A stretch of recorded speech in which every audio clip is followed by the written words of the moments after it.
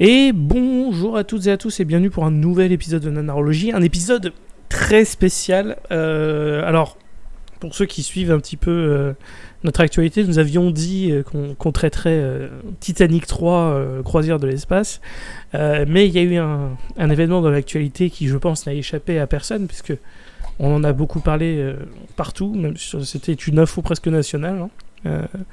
À savoir que Alain Delon, le célèbre acteur français, n'est plus des nôtres, il nous a quittés. Et on voulait lui rendre hommage à notre manière, parce qu'on a vu beaucoup de choses, du coup, hein, évidemment. Et on lit comme quoi c'était un grand acteur, il était parfait, machin. On est là juste pour remettre un petit peu le contexte, à savoir qu'il a quand même quelques casseroles filmiques au cul. Quel enculé. Voilà, et faut rétablir la vérité. On est là aussi pour... je sais qu'il y a le discours aussi de séparation de l'homme et de l'artiste. C'est souvent un débat qui a lieu. Nous, on fait pas la séparation, donc on peut le dire. C'est un bon acteur, mais c'est un gros con. Et du coup, voilà, on va rendre hommage à ce gros con en parlant d'un des films où il joue mal. Parce que... Enfin non, c'est pas qu'il joue mal, c'est qu'il surjoue. C'est ça, il joue trop fort. Il joue trop là. Il est trop acteur en fait. Il est trop acteur dans ce film. Le fait qu'il soit dans 98% des plans joue peut-être un petit peu. Voilà, et qu'il est producteur. Enfin vraiment c'est. Et la musique de fin c'est lui qui chante. Enfin bref, vraiment c'est Alain Delon à son Alain Delonesque en termes d'échelle. Alain Delon, on est sur du Kojima Delight. Voilà, on est presque sur un Tommy Wiseau, hein, vraiment. Bon, c'est pas lui qui gérait l'équipe technique et tout ça parce que c'est Alain Delon, il a pas le temps pour ces conneries. Mais on n'est pas très loin. On est sur un demi Tommy Wiseau, quoi. Donc, du coup, voilà, c'était circonstance exceptionnelle qui fait qu'on a un petit peu décalé notre programme. Donc, nous allons traiter Titanic 3, mais ce sera dans notre prochain épisode qui sera le 50e au passage. Incroyable. Voilà, ça fait 50 films. On parle de au moins 50 films, ce qui est beaucoup. Et on manque pas de matière première, hein. Je pense qu'on a encore facilement de quoi faire au moins 50 autres films tranquilles. Moi même 250, hein. Je dis 50 mais on peut dire 250. Tranquille ou bilou. Je suis accompagné dans mon équipe, nous avons donc Zach. Comment vas-tu mon bon? Ça va, franchement ça va, ça a été un grand plaisir de redécouvrir ce film, puisqu'il a été diffusé au Grand Rex lors d'une précédente soirée Nanarland. Et voilà quoi, hein, un bon nanar, des bons amis, un bon moment tout simplement. Tout à fait, c'est de bien belles paroles. Et petite question, où étais-tu lorsque tu as appris la mort d'Alain Delon? Je suppose que maintenant il va y avoir un avant et un après Alain Delon, donc où étais-tu? Est-ce que tu te souviens de cette news? Aïe, je me souviens surtout de quelqu'un qui l'a présenté en mode il y a tellement rien comme actualité et le président est tellement frileux à l'idée de nommer un premier ministre qu'on est obligé de parler d'Alain Delon. Voilà. Oui, ça me semble tout à fait d'être de bon ton par rapport à l'actualité, on va pas se mentir. Voilà. On enregistre avant de savoir ce que ça se trouve. Depuis, il y a eu un Premier ministre. On enregistre au moment où on n'a pas encore de Premier ministre. Donc on espère que d'ici à ce que ça soit diffusé. On espère que d'ici le 15, il y en a un Premier ministre. Et on espère que c'est pas un mauvais choix. Mais bon, ça, on n'y croit pas trop. Ouais. Donc voilà, désolé pour le contexte. Ça date un petit peu l'épisode, mais bon, voilà. Encore une fois, circonstance exceptionnelle. Oui, nous avons donc Erwan qui est revenu de vacances. Comment vas-tu? Et pareil, où est-ce que tu étais lorsque tu as appris la mort d'Alain Delon? Est-ce que tu as réagi? J'étais sur mon vélo, donc je t'avoue que les informations, je m'en battais un peu les couilles. Je comprends, tout à fait. Vu que j'étais sur un petit périple, et je l'ai su 3 jours plus tard, je crois. Et j'étais en mode, il est mort. Bon, vu que sa carrière était morte, je vois pas la différence, voilà. On va pas se mentir, c'est un fait. Très bien. Et puis nous avons du coup Elodie, pareil, même question.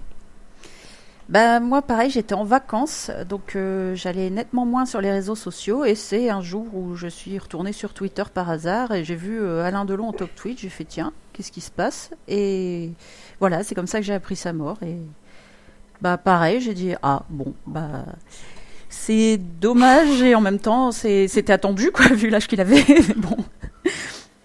Alors ceci dit, quand on a abordé la question sur le groupe WhatsApp de faire un hommage à Alain Delon, je dois vous faire un aveu. J'ai volontairement cacher quelque chose.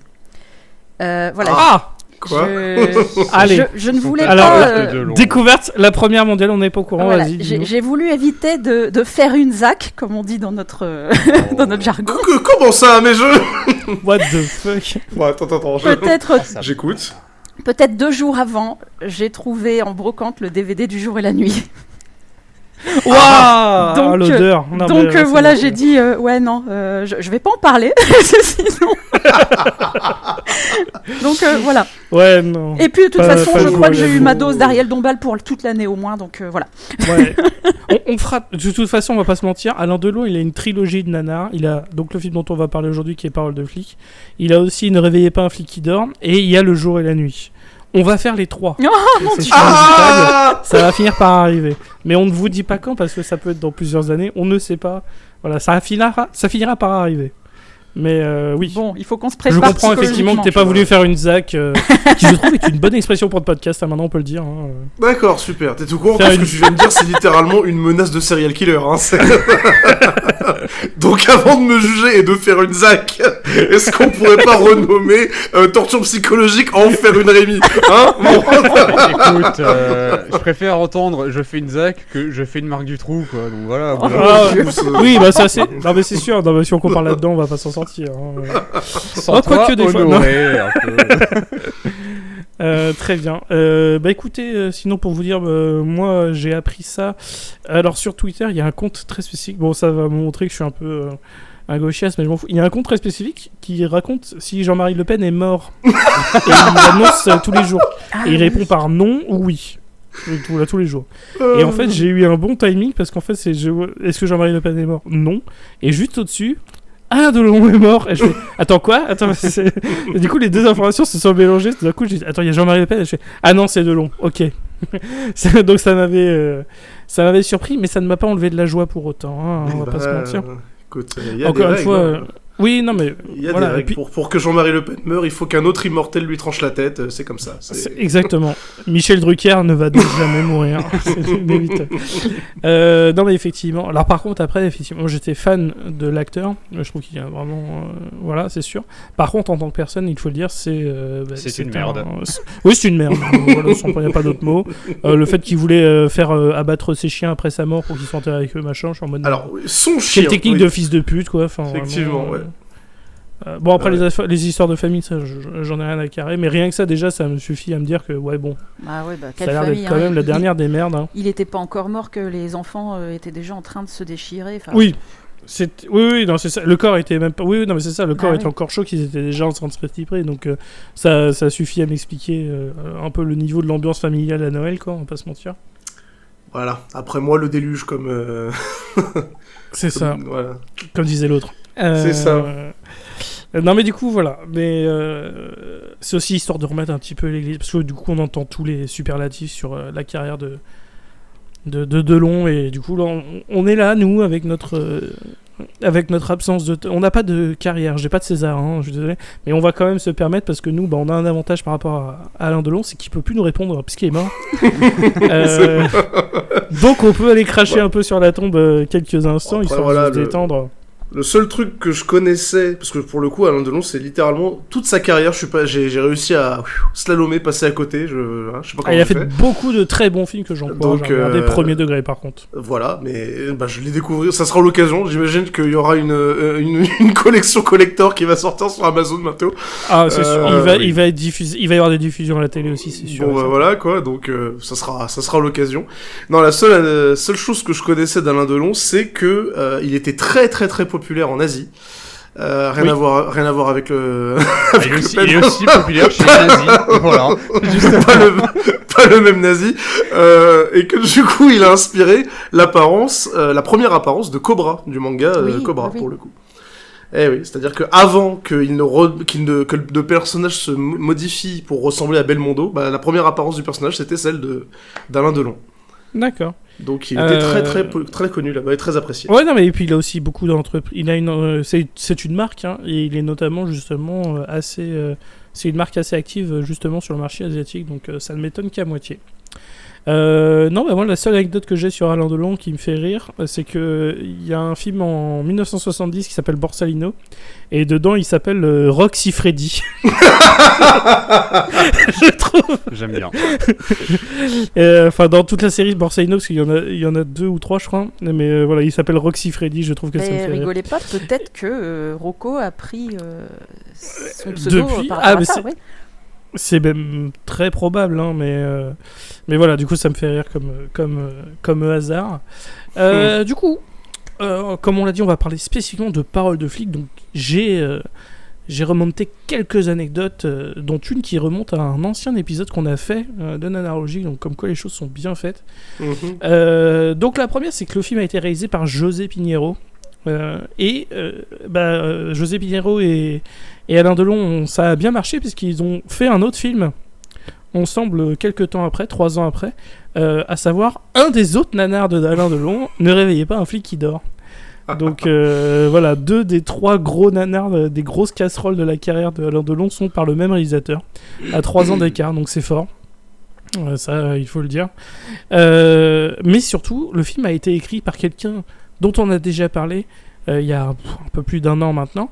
Ça a été écrit par Philippe Sedbon, qui est le réalisateur de Cross, le film d'action nul avec Michel Sardou, dont on a parlé. C'est un ancien épisode qu'on a parlé avec Gravelax, que j'avais invité à venir sur cet épisode, mais qui n'était malheureusement pas disponible.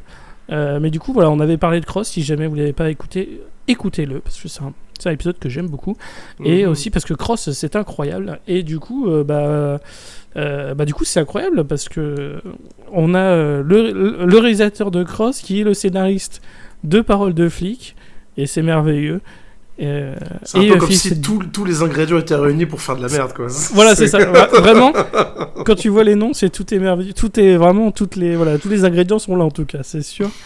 Et anecdote intéressante aussi, c'est que Philippe Sedbon, en dehors de Cross, il a fait qu'un seul autre film.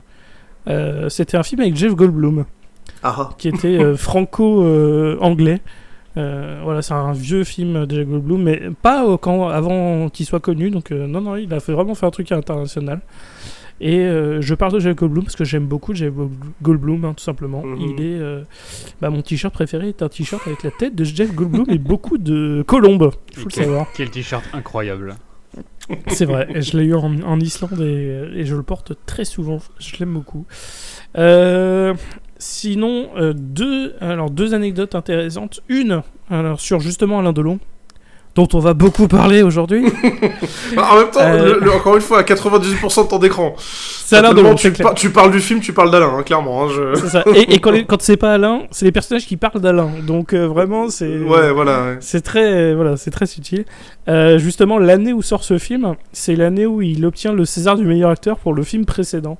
Il obtient le César pour un film qui s'appelle Notre Histoire. Et du coup, il l'obtient en 85. Et en 85, du coup, il y a le film du César du meilleur acteur qui sort. C'est Paroles de flic. et en termes d'acting, justement, on y reviendra. Mais là, Delon est vraiment... il se lâche, très clairement. Ouais. Et du coup, t'es en mode... Ah oui, donc le César du meilleur acteur... en fait, c'est ça. C'est bien, beau timing. En 85, donc, Bébel était au top de sa popularité. Du coup, pour rivaliser, Delon a produit et fait réaliser toute une série de films à sa gloire. Donc, Paroles de flic, c'est complètement ça, quoi. Ah oui, clairement. C'est 2 Alain Delon pour Alain Delon, à la gloire d'Alain Delon. Vraiment, c'est... Après, est-ce qu'il a commencé le film avant ou après avoir eu sa récompense pour... Aucune idée, mais le timing me ferait beaucoup rire. Justement, au moment où il vient sur scène pour récupérer son César, il est en mode... Ouais, je l'aurai pas pour le prochain, je pense. Ça va être compliqué. Ça me ferait super rire qu'il se ramène devant son équipe à chaque fois qu'on lui dit « T'es sûr que c'est une bonne idée qu'il ramène le César et qu'il fait « Tu vois ça ?» ça veut dire que je fais des bons films, donc tu fermes ta gueule et tu fais ce que je te dis. Maintenant, tu me laisses me déguiser en clown, là, putain. T'as un César, toi ? Non, moi oui. Bon, voilà. Donc c'est moi qui prends la décision. C'est moi le roi. C'est dingue, ça. Du coup, alors, une autre anecdote. Alors, là, c'est pas pour montrer le niveau... des personnes qui ont travaillé sur le projet, mais plus même sur le niveau global de l'organisation du projet, même d'un point de vue social. Parce qu'en gros, le film, il voulait tourner des scènes dans une banlieue de la cité dans la banlieue de Lyon.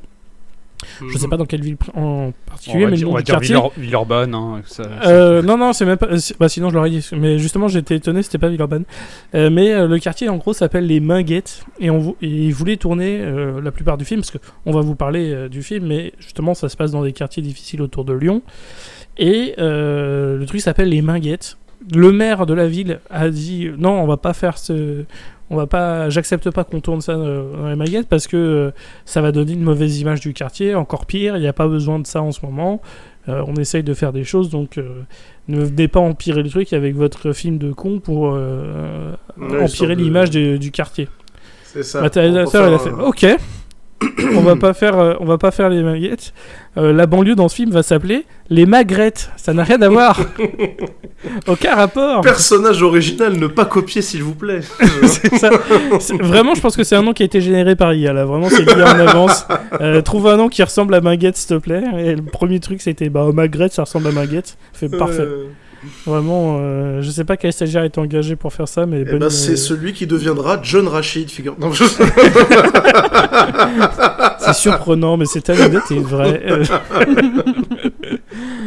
Mais voilà, donc c'est pour montrer que même sur le côté social du truc, ils s'en battent les couilles. Vraiment, c'est vraiment ce film, c'est juste pour Alain Delon. Le reste, on s'en tape. C'est ce que j'allais dire. Jusqu'à Alain Delon.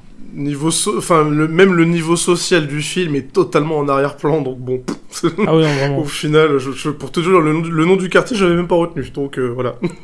Non, ils en parlent quelques fois, c'est pas non plus montré, genre, waouh, c'est comme, c'est les Minguettes, machin. Non, c'est juste, des fois, c'est dans les dialogues, fait, ah ouais, bah là, des meurtres aux côtés des Magrettes, machin. Ok, très bien.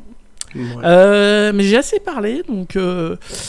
je vais laisser honneur aux dames, parce que vu la première séquence du film, je pense que clairement le public visé est le public féminin à ce moment-là. Donc Elodie, de ta vision de quelqu'un en couple, oui, mais qui sait quand même voir que Alain Delon c'est quand même un beau gosse. Ah bah oui. Toute cette première séquence au Congo, qu'est-ce que tu pourrais nous dire sur ça? Bah déjà ça commence un peu, je sais pas, moi j'ai eu une vision de... Ah, je ne sais plus quel film c'est, mais il y a un film comme ça qui commence avec une partie de cartes dans un endroit très, très sombre, très humide, très poisseux. Hot Shot 2. Non, pardon. C'est le cas, mais bon. Oh non, on y revient. Il y a Rambo, il y a... Enfin bref, je ne sais plus. Il y a beaucoup de choses. Mais bon, clairement, je crois qu'il y a une inspiration. Et oui, donc, Alain Delon, étant Alain Delon, il gagne. Mais son adversaire n'est pas d'accord pour le laisser gagner. Donc il décide de l'humilier en crachant un molar pas possible dans son whisky. Et puis là forcément, Delon étant Delon, on va régler ça à coups de poing, quoi. Ils sortent, lui il retire sa chemise et puis voilà, on a droit à une scène de baston qui est plutôt bien gérée. Ça va, c'est la fin qui est étrange. Voilà, c'est surtout la fin qui est étrange. Oui, clairement. Oui. Le milieu est pas ouf non plus, mais la fin est particulièrement. Le milieu est pas facilement compréhensible, mais ouais, la fin. En fait, toute la séquence ne va pas. Pas sortir. Le film est agressif dès le début. J'entends encore le public de Nanarland faire ah. C'est vrai. Donc voilà, pour ceux qui ne l'ont pas vu. Oui, parce que du coup, c'était la dernière nuit Nanarland.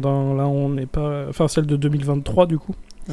Il était passé. C'était le 3e film, je crois, qu'il passait. Oui, c'est le 3e. Il passe. C'est le 3e de la soirée. Si, c'était le 3e. J'ai dormi pendant un tiers du film aussi, au milieu, je vais pas vous mentir. Et donc très bien. Oui, pour ceux qui n'auraient pas donc vas-y, continue. vu cette scène, donne-nous toute la séquence, c'est incroyable. Eh bien, ça se termine en fait. Delon fait pour le soumettre et avec un, je sais pas si c'est un couteau ou un rasoir. Et puis, c'est un rasoir, c'est pour. C'est un rasoir, donc il le menace de lui trancher la gorge plus ou moins, et puis on ne sait pas pourquoi il se met à lui lécher le visage goulûment et à raser juste un côté de barbe, ce qui fait éclater de rire son adversaire. Donc, c'est ça. Si vous avez compris, ils se mettent sur la gueule, mais ils sont potes. Voilà, c'est une amitié franche et virile, voilà quoi. Donc. Où on se lèche le visage. Bah oui, je vois pas le problème. C'est ça, oui, c'est ce que je me disais. Je dis, bon.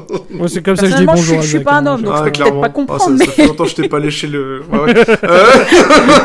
Oula. Ouais.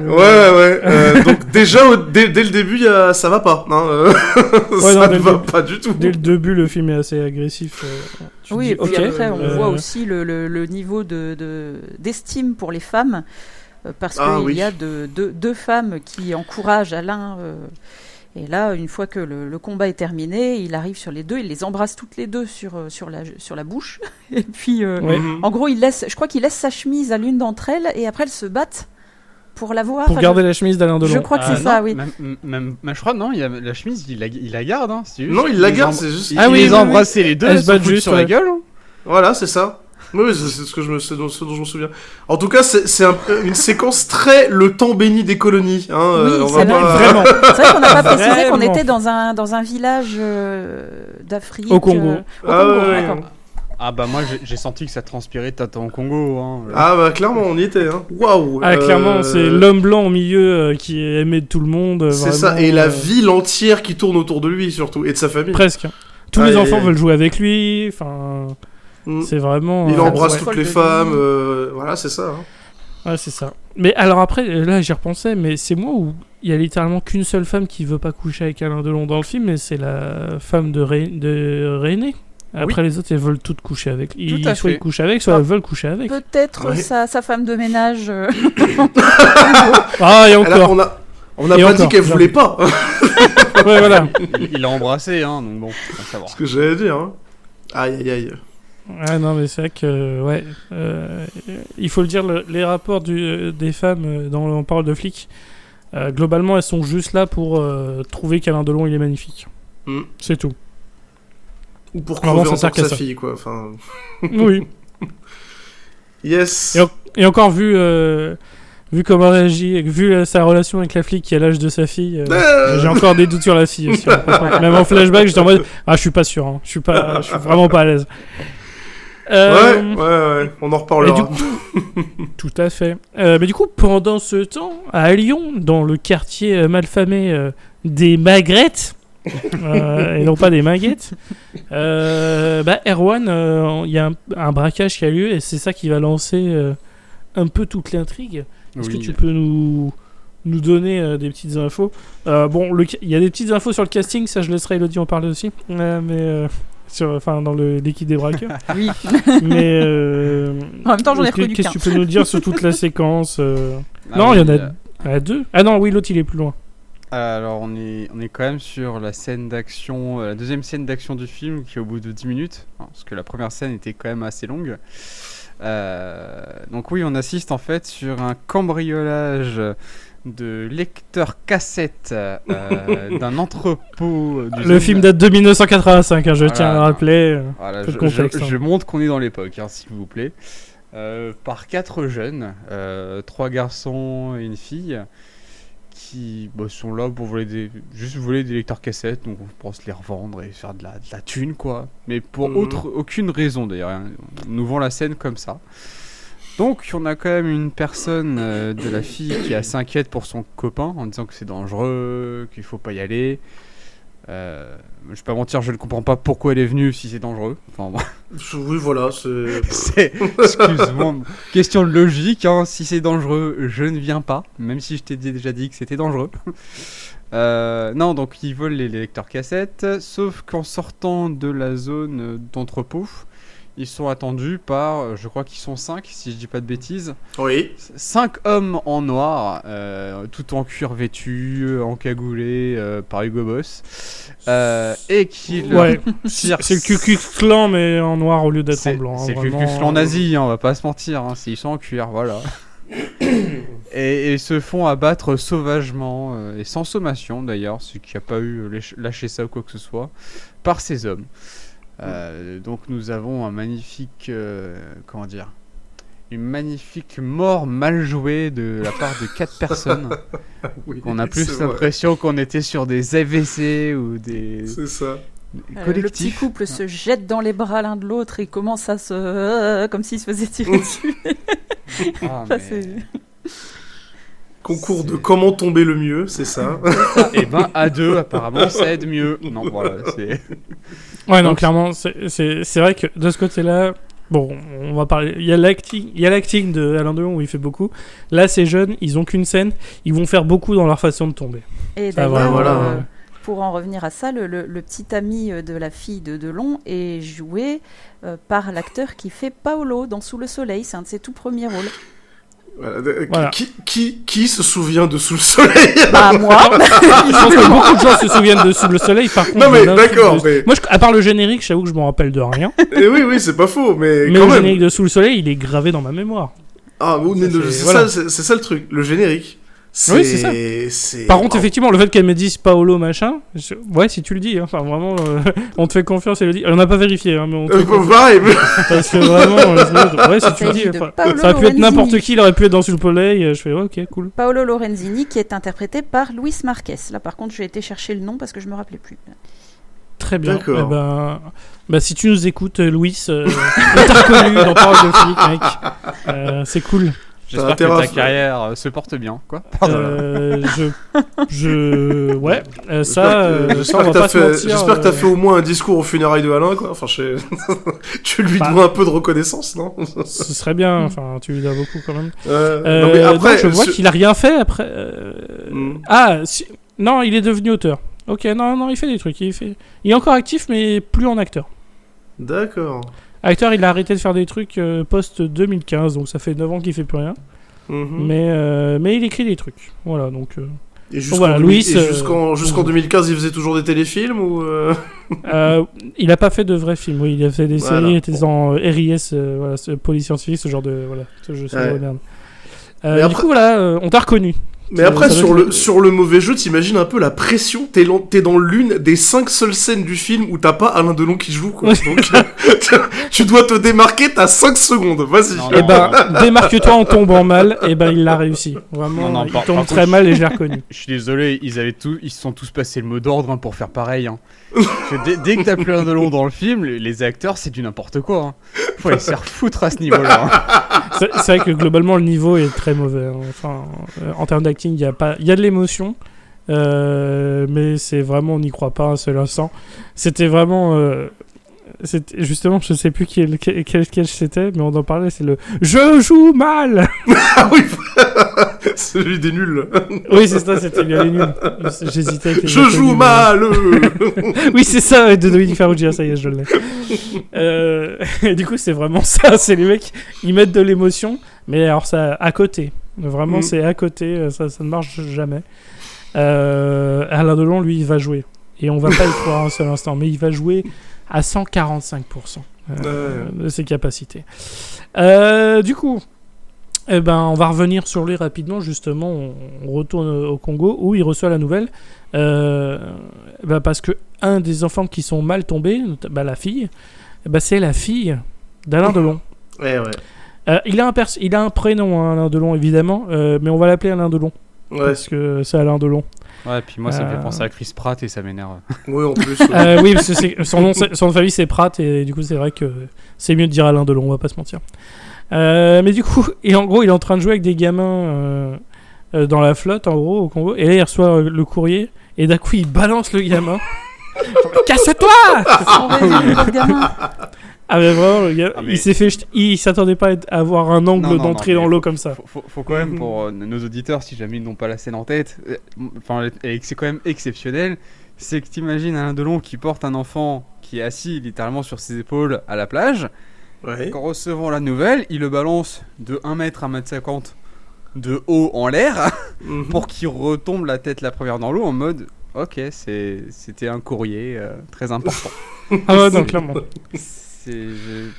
Comme maltraitance envers enfants, je t'avoue que c'est la première fois que je voyais un lancer de gamin comme ça dans un film. Faudrait que je revoie la scène parce que je suis pas sûr de le revoir émerger le gamin. Si, non, il est ressorti de l'eau, on l'a vu après. Après, il a regardé Alain Delon pleurer. Justement, parce que voilà, c'est ça. Il reste longtemps dans la flotte, Alain Delon, à chialer sur son texto là. Donc, je sais pas, je me rappelle plus avoir vu le gamin. C'est vrai que le message vraiment, c'est. Au fait, fille décédée, bisous. Ok. Très bien. En même temps, c'était court mais intense. le gamin qui ressort pas de l'eau, c'est pas grave. Le plus important, c'est la douleur d'Alain. La douleur, bah, faut bien la sûr. sentir. Bien sûr. Un enfant qui meurt, c'est bien, mais tant que c'est pas l'enfant d'Alain Delon, on s'en fout, quoi. Vraiment, C'est ça. qui compte. C'est ça. Mais je vois qu'il se soucie beaucoup plus des gamins dans le film que dans la vraie vie. Hein, Oh, bah alors. Enfin, de ses fils au moins, en tout cas. Bon, bref. Allez, on va arrêter de parler d'Alain Delon. On va continuer de parler d'Alain Delon. Je savais qu'il allait faire. Du coup, Alain Delon, alors, du coup, il a la news, donc forcément, le premier avion pour la France. Il revient en France, il va voir le cadavre, et il embrasse le cadavre de sa fille sur la bouche, ce qui, moi, me dérange très profondément. Je sais qu'il y a des parents qui embrassent leurs enfants sur la bouche, donc c'est mon combat de c'est ce que je dénonce aujourd'hui. Voilà. Sur cet épisode. Ne faites plus ça. C'est pas très bien. Embarrassant, vraiment. C'est très embarrassant pour les gens qui ne le font pas. Je trouve que c'est pas terrible d'embrasser son enfant sur la bouche. Donc voilà, faites pas ça. D'autant plus s'il est mort. Les chiens, les chats, j'en ai rien à foutre, mais pas les enfants. C'est ça. C'est perturbant. Et encore, enfin, comment dire, dans une moindre mesure à éviter, quoi. Sur le cadavre, faut vraiment pas le faire, quoi. Oui, encore plus sur le cadavre. Enfin, vraiment. Déjà sur l'enfant vivant, je suis pas à l'aise. Alors sur le cadavre, je suis en mode, bon les gars, merde. Hein, vous voulez une chambre ou quoi, là, merde. Non. Oh, je sais que c'est une actrice et que tu peux l'embrasser à mais retiens-toi 2 secondes, quoi. Ça se trouve, c'était même pas prévu au script. Hein. Mais c'est pas impossible. Je serais vraiment curieux de savoir qu'est-ce qui était réellement sur le script à la base. Ouais, il a vu qu'il y a une actrice qui pouvait pas dire non vu la scène où il joue un cadavre. Il a dit, bah attends, je vais en profiter de fou. Tellement que le film cabotine à 350%, là. Voilà, quoi. Ouais, non, mais vraiment. Et du coup, après, on va à l'enterrement. Et c'est là qu'on rencontre le personnage féminin principal. Et le premier dialogue, ça je vais le dire, après on va faire la belle séquence d'interrogation par Erwan. Mais en gros, on rencontre le personnage féminin principal qui est donc assiste à l'enterrement de la fille d'Alain Delon. Parce que c'est un ancien policier. Et comme elle a été tuée dans une affaire, évidemment, il y a la police qui est un peu autour de toute cette histoire. Et elle a 28 ans de moins que lui dans la vraie vie. Hein. L'actrice est 28 ans plus jeune qu'Alain Delon.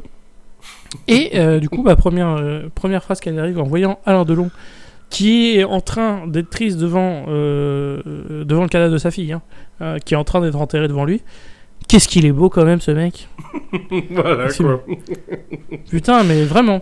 Vraiment, on est là. C'est ça le film, en fait. Ça va être ça le film. Et la réponse est oui, ça va être ça le film. Oui. L'odeur du script, oh là là. Ah, vraiment, ça sent le Musk et ça sent vraiment le Alain Delon. C'est un film à la gloire de Delon. Hein, ah, mais vraiment, là, c'est assez grave. Et encore une fois, non pas qu'il soit pas beau, évidemment, et Alain Delon, c'est une vraie gueule. Mm-hmm. Et il a un charisme, ça, je peux pas le nier. Oui. Mais la meuf, elle a 30 ans de moins, enfin... Déjà, et puis surtout le contexte, bordel de merde. Ça, mais oui, un petit peu... c'est ça, enfin... Qui pécho en enterrement, toi. Le personnage de Will Ferrell dans la série No Sir, qui profite des enterrements pour essayer de serrer, justement. Ah, putain. J'ai tout un truc. Mais très bien. Ok, mais du coup voilà, c'est vraiment une séquence où tu dis ok, donc on est dans ce genre de film. Parce qu'au début, quand on est au Congo, machin, c'est bon, ok, il y a le côté les jolies colonies de vacances. Ouais. Donc ok, mais là même en France, ah oui, donc même en France, Alain Delon, c'est l'alpha et l'oméga. Tout à fait, c'est le missier de la plantation, quoi. Bah, tout à fait. Et là, du coup. Après l'enterrement, on a droit à un petit peu d'exposition au niveau de l'histoire quand même, parce que même si Alain Delon est là et que c'est le plus important, il y a quand même un scénario derrière. Il semblerait. Oui, on apprend qu'en fait, oui, Alain Delon était le meilleur flic de sa génération, que tout le monde l'admire, etc. Et que depuis qu'il est parti, c'est l'anarchie dans les rues. En gros, il est parti parce que sa femme s'est fait assassiner. Et qu'il ne l'a pas supporté, du coup il s'est expatrié au Congo, et depuis qu'il est parti, donc c'est l'anarchie, c'est n'importe quoi dans les rues, il n'y a plus de sécurité ma bonne dame, enfin voilà quoi, donc... Ouais, non, c'est vrai c'est vrai qu'il est globalement vu comme étant c'est le meilleur. Voilà, c'est le meilleur, c'est le super flic qui va tout régler en revenant et voilà. Évidemment, mais non, là il va pas. Enfin, si, justement, il va régler tous les problèmes, c'est ça le problème. Le film est en accord avec ce qui est dit, donc c'est le cas.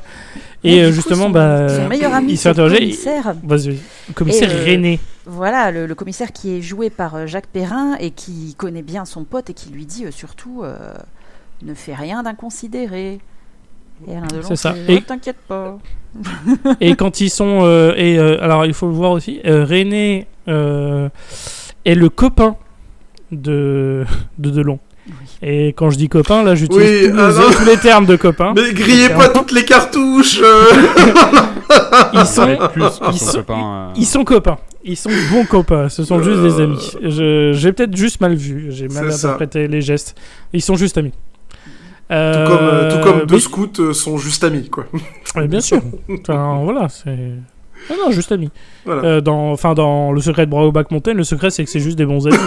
Il n'y a pas plus. Hein. Là c'est pareil, c'est juste des bons amis. Hein.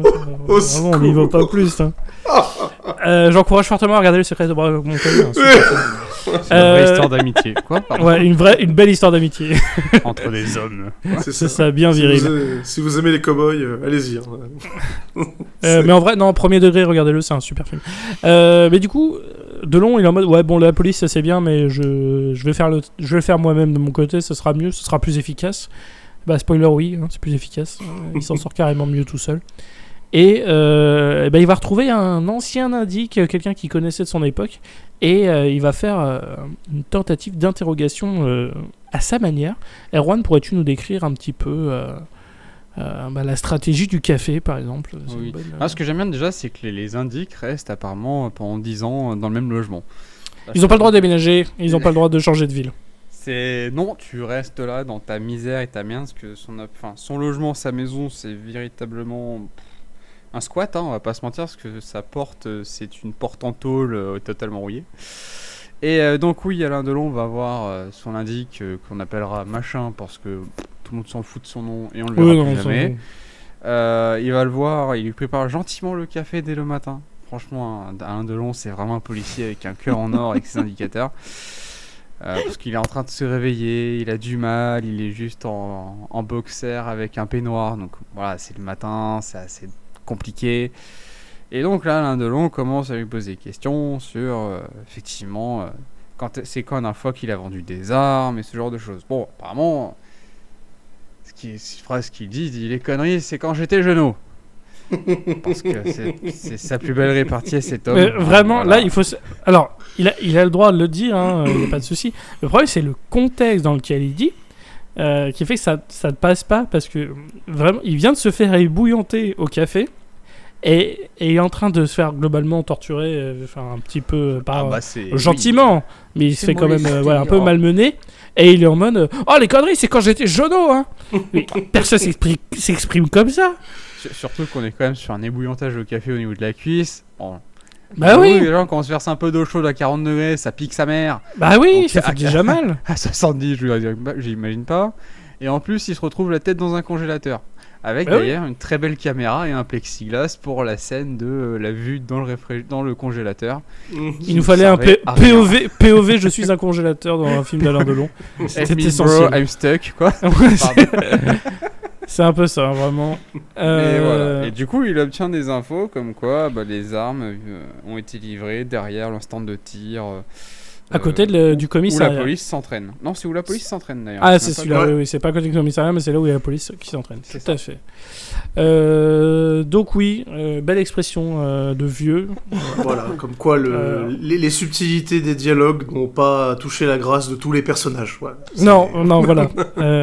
On peut pas avoir les punchlines réussies et les scènes quand tu te fais torturer. Bon, le film n'a aucun des deux, mais voilà, il essaye en tout cas. Et alors du coup, par contre ça c'est vrai, il faut le dire, ça s'enchaîne direct parce que à peine il est au courant de ce truc-là, que la prochaine scène, il est déjà au centre de tir pour aller voir ce qui se passe.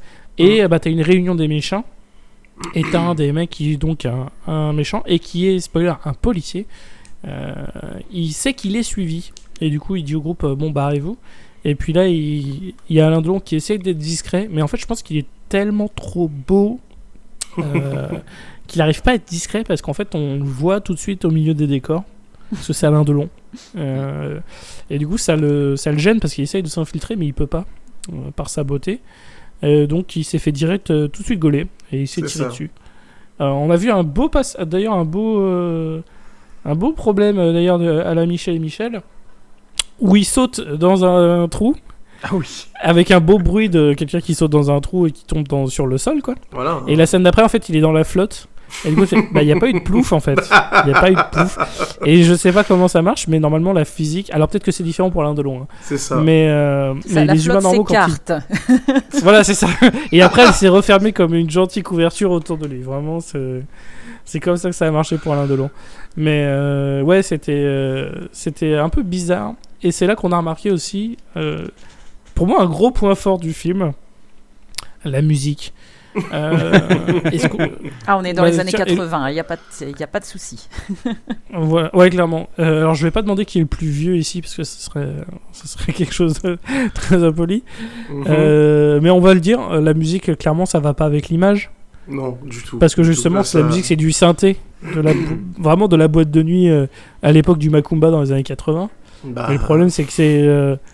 c'est un partenaire particulier pendant qu'il y a des gens qui se font tirer dessus. Donc, non, ça marche pas en fait.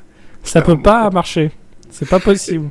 Et c'est pas une question. Plusieurs fois. Hein. Voilà, c'est pas une question d'époque. On savait faire des musiques de tension dans les années 80. Hein, c'est pas la question. Oui. Même avant. Hein, je sais pas un truc.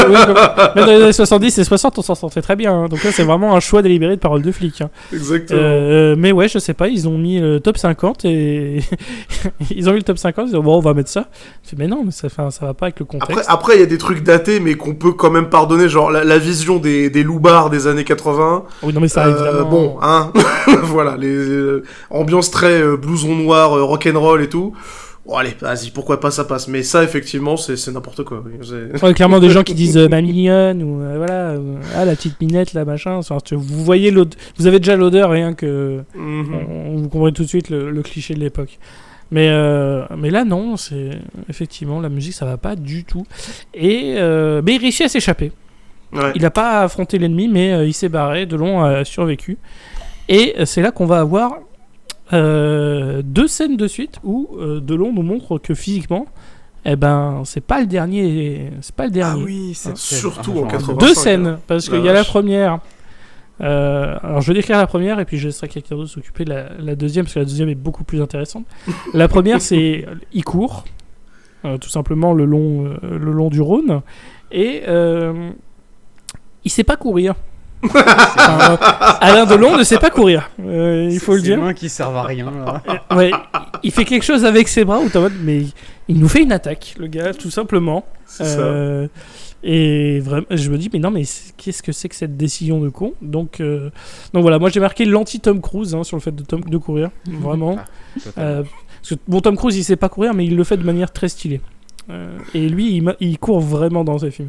Là, Alain Delon, il court vraiment. Mais avec ses bras, t'es en mode, mais qu'est-ce que tu fais? Qu'est-ce que tu fais là? Juste.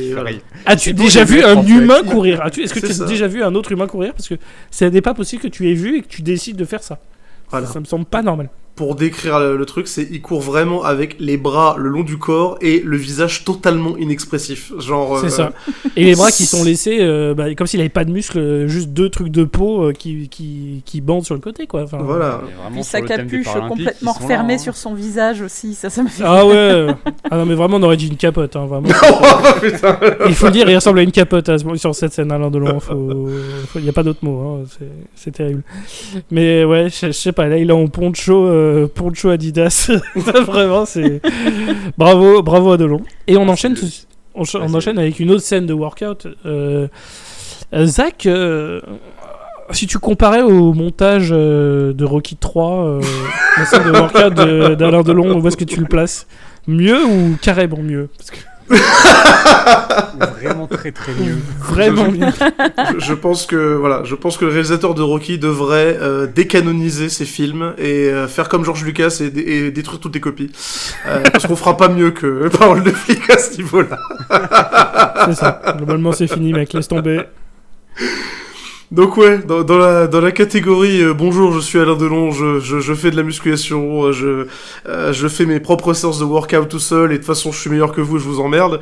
Voilà, la scène inutile de Alain Delon qui fait de la muscu parce que quoi au final, je veux dire, d'un point de vue scénaristique, pourquoi il fait ça, je comprends pas. Ouais, parce qu'en plus physiquement il fait jamais des trucs, enfin il utilise beaucoup son flingue donc.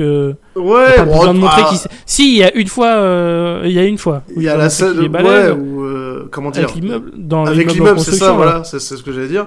Mais bon.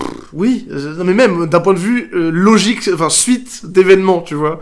Tu dis, tu viens de faire une scène de course-poursuite, t'as failli crever dans un stand de tir, et juste après tu pars en mode workout dans une salle de sport, n'importe quoi. Ah ouais, non, vraiment, c'est. Mais donc ouais. C'est un choix, mais ça montre que Alain Delon. Bah, il est fort. Hein. Ah bah il pèse, hein, clairement. Ah, il te fait des tractions, des machins. Enfin, voilà. Il pète un sac de sable. Oui. Ouais. Ah ouais, un sac d'ailleurs, de sable. On a la remarque du mec qui tient la salle aussi. Ça fait... Ah bah pas merci. Hein. C'est lui qui doit nettoyer le sable derrière. Ah bah bravo. Hein.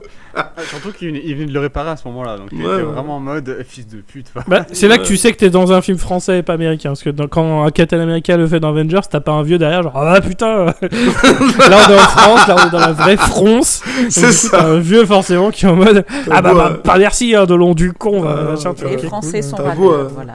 Les Français sont des râleurs. C'est ça. T'as beau avoir un demi-dieu en face de toi qui peut te plier avec juste 2 doigts, bah tu vas quand même râler devant sa gueule parce que la France, voilà.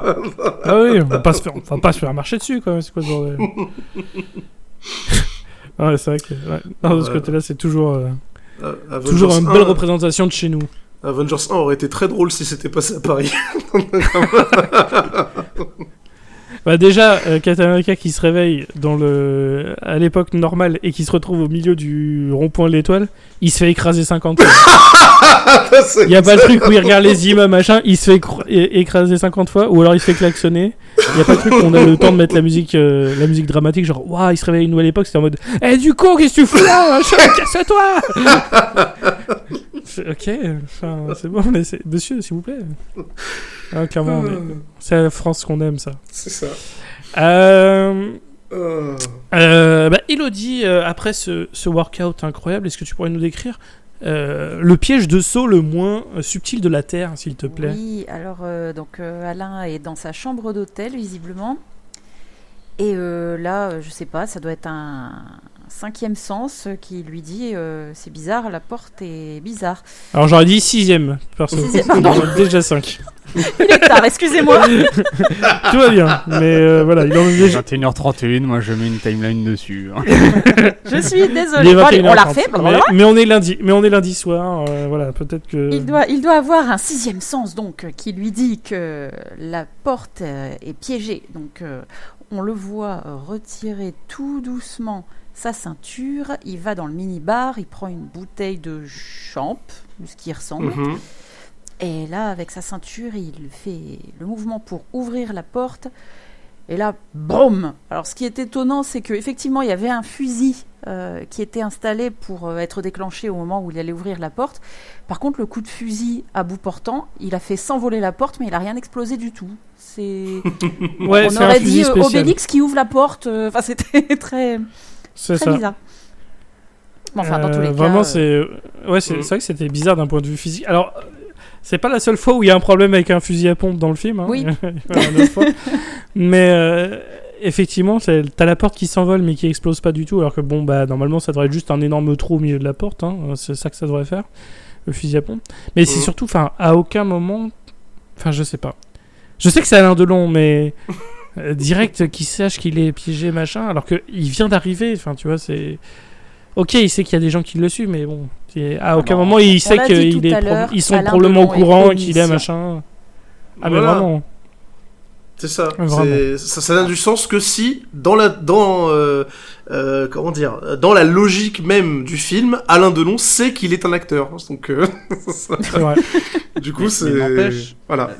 La menace sur Alain Delon par rapport à son début d'enquête, qui est pour l'instant très court, elles sont déjà quand même costauds. Hein. On est au début du film. Je crois qu'on est à 30 minutes parce que le film est quand même, il avance pas au début.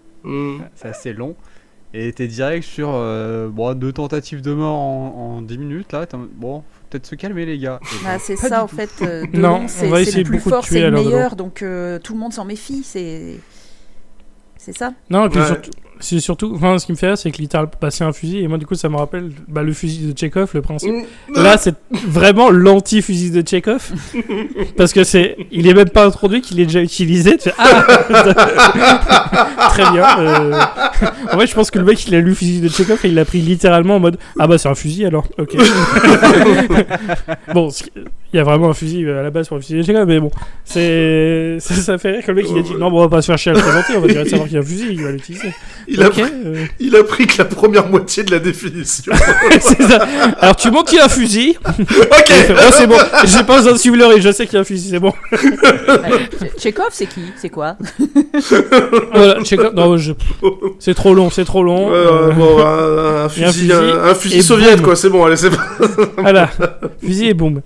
Mais du coup, comme il sait que les gens savent où il dort, je vais chercher un endroit où dormir. Et où est-ce que j'irai dormir? Si ce n'est chez la jeune et jolie inspectrice qui nous a interrogé sur la mort de notre fille ce matin. Ou hier, hier, oui, parce que c'était déjà le soir. Oui, le la veille. Donc voilà, il se dit, tiens, je vais aller dormir chez elle. Donc il va chez elle. Il arrive sans les fleurs.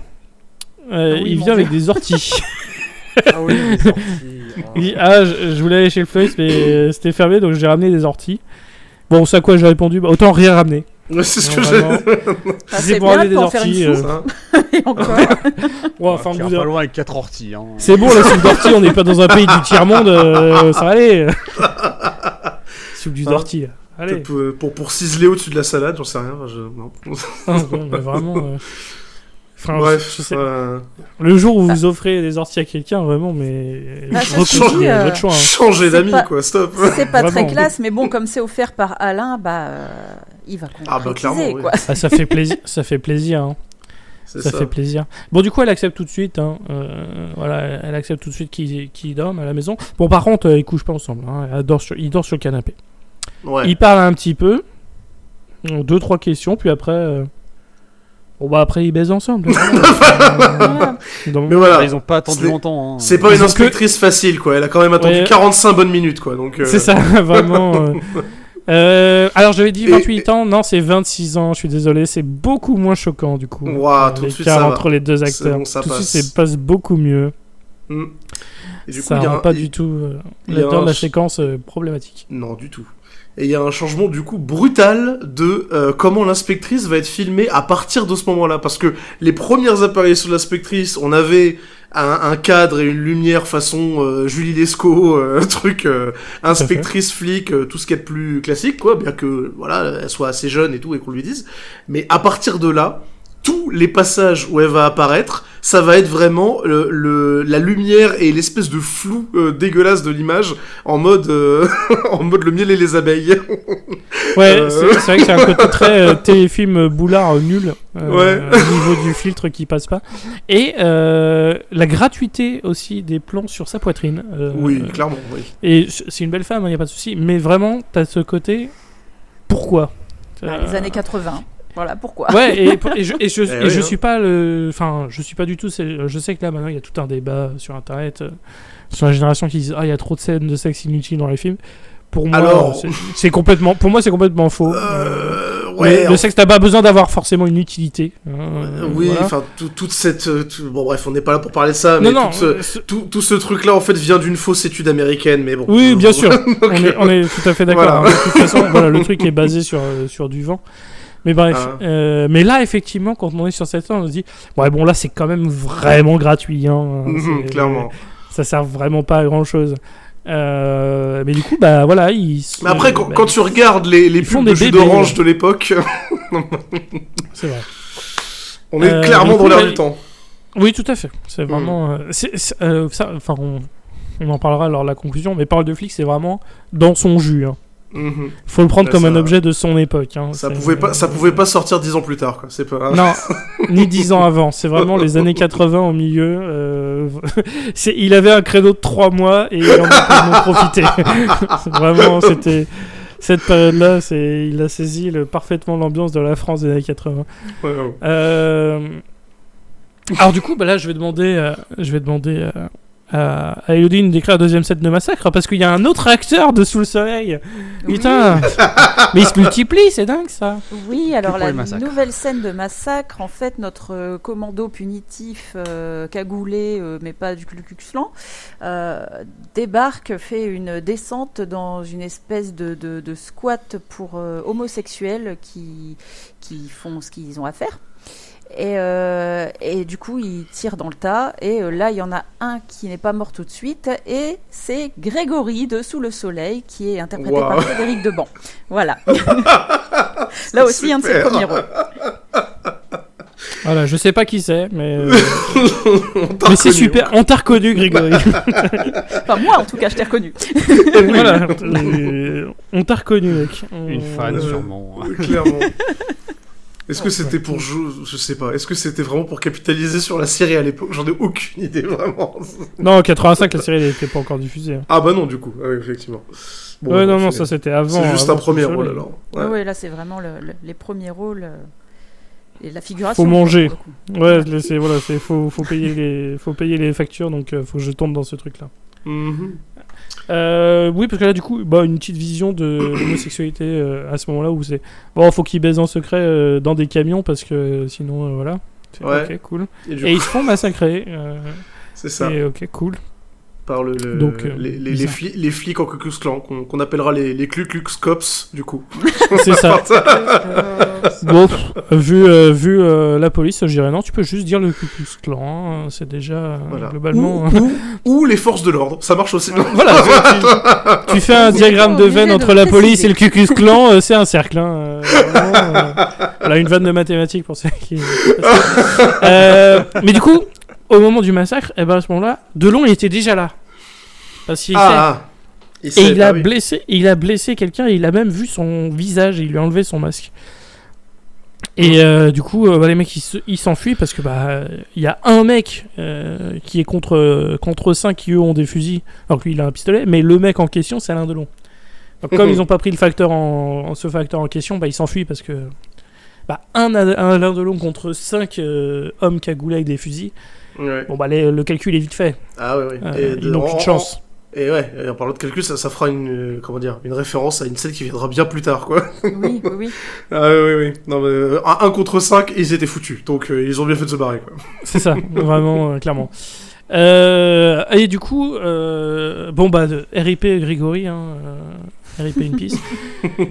Évidemment, il y a la police qui intervient en disant encore un massacre de ce gang inconnu des forces de police. Et du coup, tu as à nouveau la réunion des méchants qui se disent faut vraiment qu'on se débarrasse de lui parce que il m'a vu, il m'a vu vraiment, il est devenu dangereux, il m'a vu. Et là, t'as une belle citation, c'est et ses yeux, on dirait des sables mouvants. Voilà. Alors déjà que la réplique est déjà sacrément conne, mais c'est encore plus savoureux quand tu te dis que ça a lieu dans le Macumba Night, cette réunion sordide là. Oui, parce qu'ils sont dessus. Ouais, ils sont là, ils sont dans une boîte de nuit où on est en journée, donc il y a personne. Et du coup, ils disent, on en profite évidemment pour avoir un léger racisme envers la femme de ménage. Bon, casse-toi. On est en train de parler entre blancs, et là ils se mettent à parler. Ils disent, oh là. Parce qu'un des méchants est le DJ du Macumba Night. Bon, c'est pas le Macumba Night, mais c'est le Macumba. Vous avez compris, quoi. Dans l'ambiance, c'est le Macumba Night. Clairement. C'est pas le fucking Blue. Non, mais on en reparlera pour une des scènes après, à quel point l'ambiance est incroyable dans cette... Ouais. Tout à fait. Elle est explosive, cette scène. Mais avant ça, on a la meilleure scène du film. Chez l'épicier qui souhaite parler de la scène de l'épicier? Erwan, ça fait longtemps qu'on t'a pas entendu. Non, Elodie, elle fait un grand oui. Non, c'est ma scène préférée, j'avoue. Allez, vas-y. Voilà. Alors, Elodie, lâchez-vous, c'est parti. Nous, on n'est pas des Alain Delon, nous sommes des gens qui respectons les femmes. Donc, Elodie, décris-nous la scène de l'épicerie, s'il te plaît. La scène des couilles en noix, s'il te plaît. Merci. Alors, Delon arrive à l'épicerie donc du gars qu'il a vu avec ses yeux de sable mouvant. Il débarque, il fait style « Oh, j'en ai pour 2 minutes, même si vous allez fermer. » Là, le mec se fait tellement dessus qu'il dit à son apprenti, j'ai envie de dire, barre-toi Patrick, barre-toi, t'as fini ta journée. Et puis Delon arrive à la caisse avec ses quelques achats, il lui balance une tranche de jambon dans la figure, et après il sort 2 noix, et il dit, tu as vu ça, c'est tes couilles, et il les casse d'une seule main. C'est magnifique. Là, l'acting et sa tension à son plus haut niveau. Hein. Vraiment. Là, Delon, il est vraiment très menaçant. Et puis après, lui, il défonce la gueule, machin. Enfin bref. Ouais, voilà, c'est ça. Mais il est content de parler des couilles de son adversaire. Ça, il faut le savoir. Et il lui tire dans la main avec un effet saisissant. C'est vrai, on y croit. Hein. Elle est là. Bim, t'en as plus. Voilà. Ça, oui, voilà. Parlons-en maintenant. Les punchlines de Delon. Ouais. Éclatés au sol. Probablement écrite par lui-même, vraiment. Ah, mais vraiment. Il n'y a pas une punchline de Delon qui marche dans ce film. Et alors, écrire une punchline efficace, c'est très compliqué. Il y a peu de punchlines que tu retiens vraiment qui sont cultissimes. Il y en a. Bien sûr. Mais voilà, il y a pas que ça. Il y a beaucoup de punchlines. Et là, Delon, il essaye. Hein. Il essaye, mais il passe tout à côté. Et c'est là que je me dis que ça a vraiment été écrit par Philippe Sedbon, parce qu'une des marques de fabrique de Cross, c'est qu'il n'y a jamais rien qui fonctionne correctement au niveau des dialogues de Cross. Vraiment, à chaque fois, ils essayent de nous vendre le personnage comme un mec cool, et ils ratent tout ce qu'il fait. Cross est un nul. Et là, dans Parle de flic, Alain Delon, c'est pas un nul, mais alors les dialogues, les punchlines, il ne pourrait pas y arriver même avec un flingue sur la tempe. C'est impossible. C'est sa seule faiblesse. Ça et l'infiltration, parce qu'il est trop beau. Là, il peut pas penser au punchline. C'est un problème qu'il a. Il peut pas. Voilà. Ce qui rend ses apparitions, c'est justement si savoureuses, c'est ça, c'est que il se donne à fond au moment où il veut paraître classe avec sa réplique de merde là, et au final ça retombe comme un soufflet, et on passe à la suite. C'est vrai qu'il n'y a aucun niveau quoi, dans ces punchlines. T'es en mode, il va peut-être y en avoir une. Non, il n'y aura jamais de bonne punchline. Oui, parce que bien avant, au moment où justement il sortait de sa flaque d'eau qui fait pas de bruit là, il y avait aussi une scène où il retrouvait l'inspectrice dans l'hôtel, à côté d'un piano, et où pareil il sortait des punchlines nulles à base de je suis tout mouillé parce que je fais des bains de boue. Ah, vous faites ça tout habillé? Ouais, je suis quelqu'un de pressé. Ça ne marche pas, c'est tellement nul. Les vannes elles sont pas bonnes, mec. Les vannes ne sont pas bonnes, Alain, vraiment. Oh là là là là, relou. Ah, ouf. Ouais, non, il essaye, hein. Ça, bon Dieu qu'il essaye, mais non. Ça, clairement pas. C'est pas ça. C'est pas pour toi. Fais pas ça. Fais plus ça. Arrête. C'est mon conseil sur ta carrière. Bon, là, c'est compliqué, mais. Arrête de vouloir être drôle. Mais voilà. À l'époque de l'IA, qui te dit qu'on va pas le ressusciter numériquement, Alain Delon. Qui le dit qu'il va pas chanter le générique de Pokémon bientôt. Qu'est-ce que t'en sais? C'est déjà le cas. Alors. Je pense qu'en conclusion, on mettra pas notre générique de fin, on mettra comme au cinéma. Comme au cinéma. Oui. Oh oui, s'il te plaît. Comme au cinéma, je pense. En intégralité. Si on enregistrait physiquement au même endroit, j'aurais organisé une séance karaoké autour de. Ça aurait été avec grand plaisir. C'est quoi? La prochaine fois qu'on le voit, on se fait une petite vidéo bonus, on essaie de se faire ça. Oh là là là, mais je suis oui. d'accord. Ce sera du contenu pour les réseaux sociaux. Voilà. Du coup, Zach, on va être obligé de se voir. Oh, let's go. T'évites à chaque fois quand on t'invite, mais. Bah oui, clairement. Tu vas devoir venir. Let's go. Ok. Du coup, alors, il en profite pour avertir la policière au passage. Là, t'as de la musique saxophone, un peu sexe, alors que il est en train d'annoncer qu'il y a eu une agression, hein, globalement. Donc, encore une fois, la musique va pas avec le lieu, mais bref, peu importe. Et là, il retrouve donc son copain Jacques Perrin, René, et c'est les copains. Et les deux fument. Les deux fument. De très très bons copains. Voilà, des très bons amis. Normalement, quand tu... Enfin, je ne fume pas, mais on a des amis qui fument. J'ai des amis qui fument. Et quand ils sortent ensemble, effectivement, pareil, quand ils s'allument leur clope, ils allument une clope et puis après, ils se font un bisou de clope à clope pour allumer les autres clopes. Tout en gardant la clope à la bouche. Très important. Évidemment. Tu prêtes pas ton feu. Ça, c'est... Ah bah non, c'est impossible, c'est débile. T'as l'air d'un con. Ah oui, qui ferait ça. Et tu gasses du gaz en pendant la plus. nuit, Nanarland, le Rex entier s'est mis à hurler mais embrassez-vous.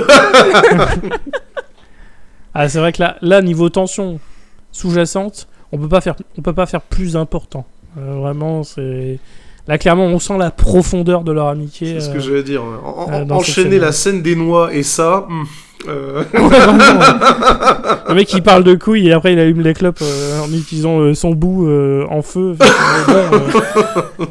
Delon, on a compris. Là, c'est plus du sous-texte. Là, c'est du texte. On avait les boules, maintenant on a la tige, c'est ça Putain, on dirait un titre de comédie de merde. Clairement. Voilà, entre arrête de ramer, t'attaques la falaise. Mais qu'est-ce que j'ai fait pour avoir une femme qui parle dans les bars ou un truc comme ça? Ouais, c'est incroyable. Ouais. Et donc voilà, après lui avoir allumé le bout, bah. Ouais, ils discutent un peu de la vie, évidemment. Donc ils se sont allumés le bout, ils parlent entre eux. Mais revenons à l'affaire, parce que on peut pas rester que sur Alain Delon et son charme, enfin ses différents couples. Voilà, il peut pas. Quel club au passage. Non.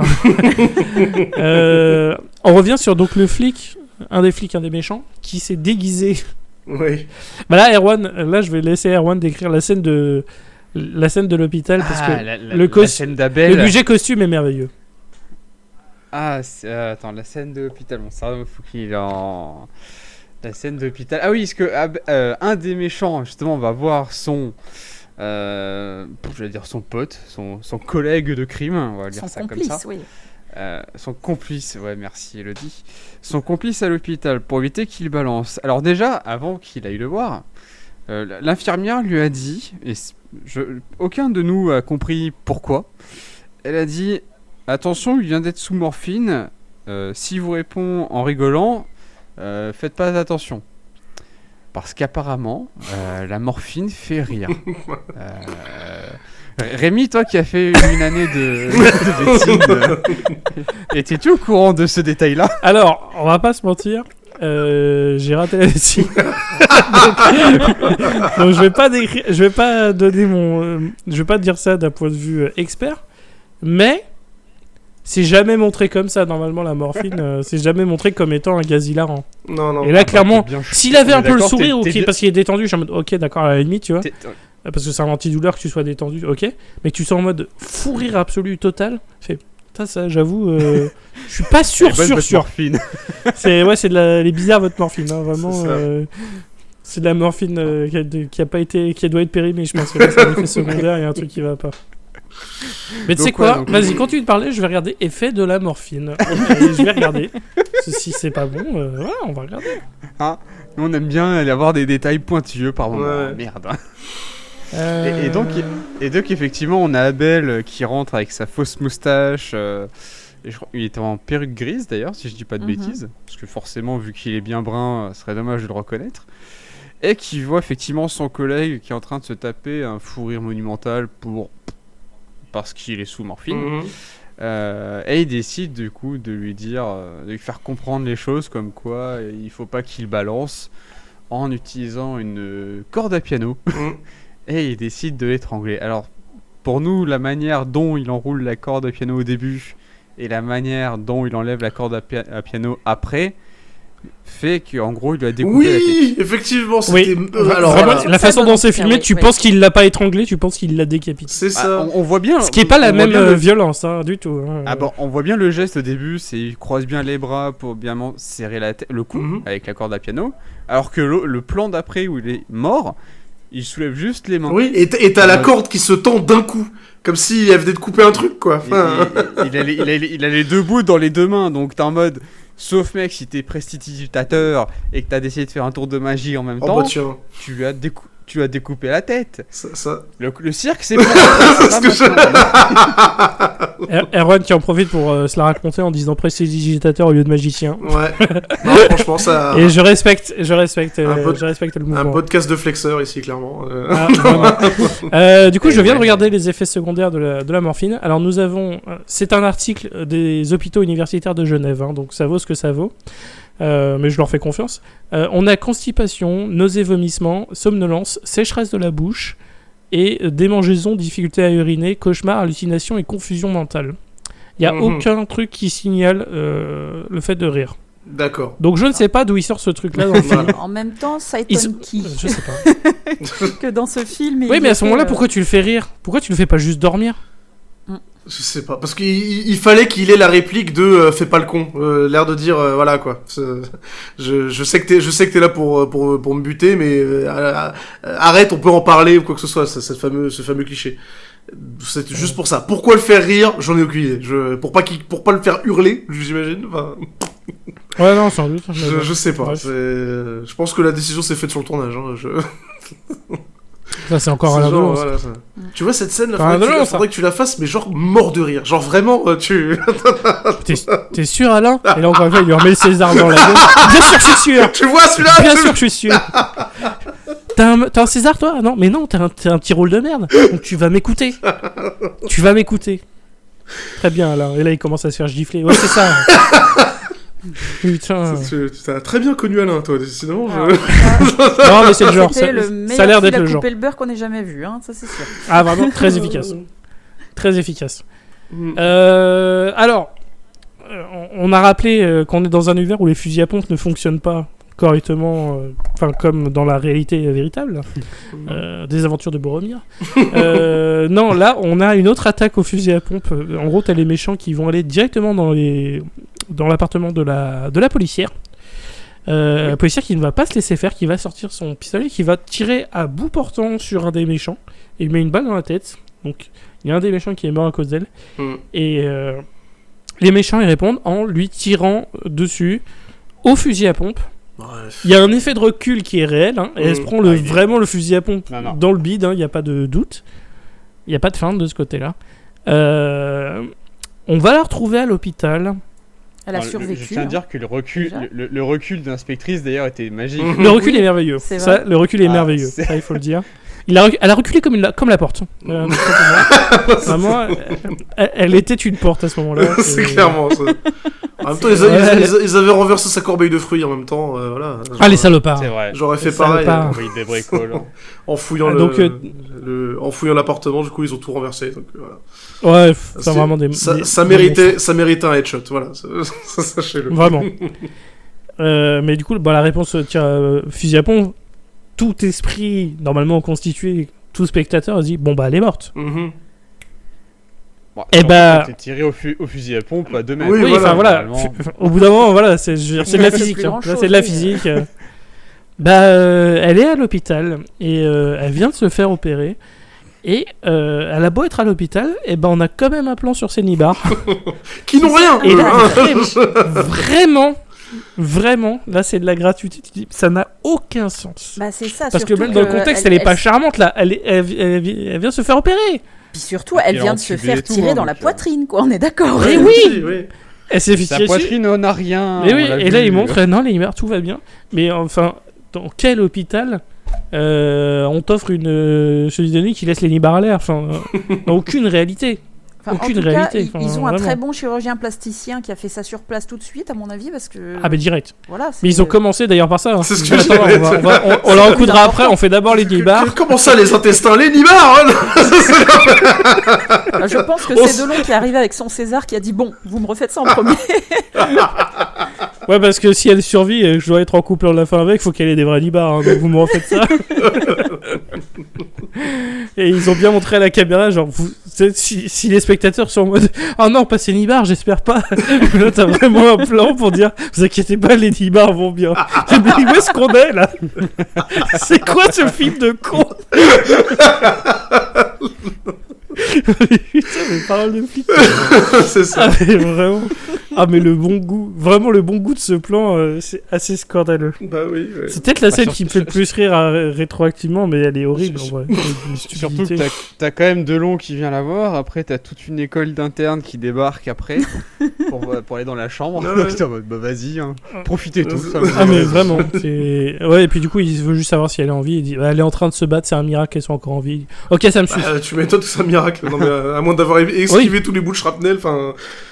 c'est ça. tous les bouts de Elle chevrotine, a fait un mouvement à la Agent Smith dans Matrix. Bah oui, ok.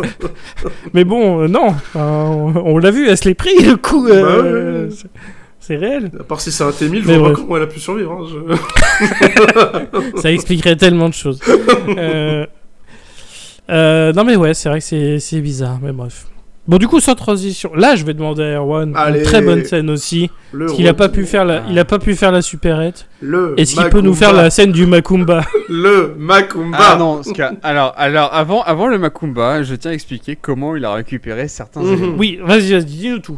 Parce que vu qu'il sort de l'hôpital après avoir vu l'inspectrice, Lady Bar il surtout. rentre dans... Avant tout. Il va voir l'inspectrice. C'est ça Il qui a besoin pour le courage.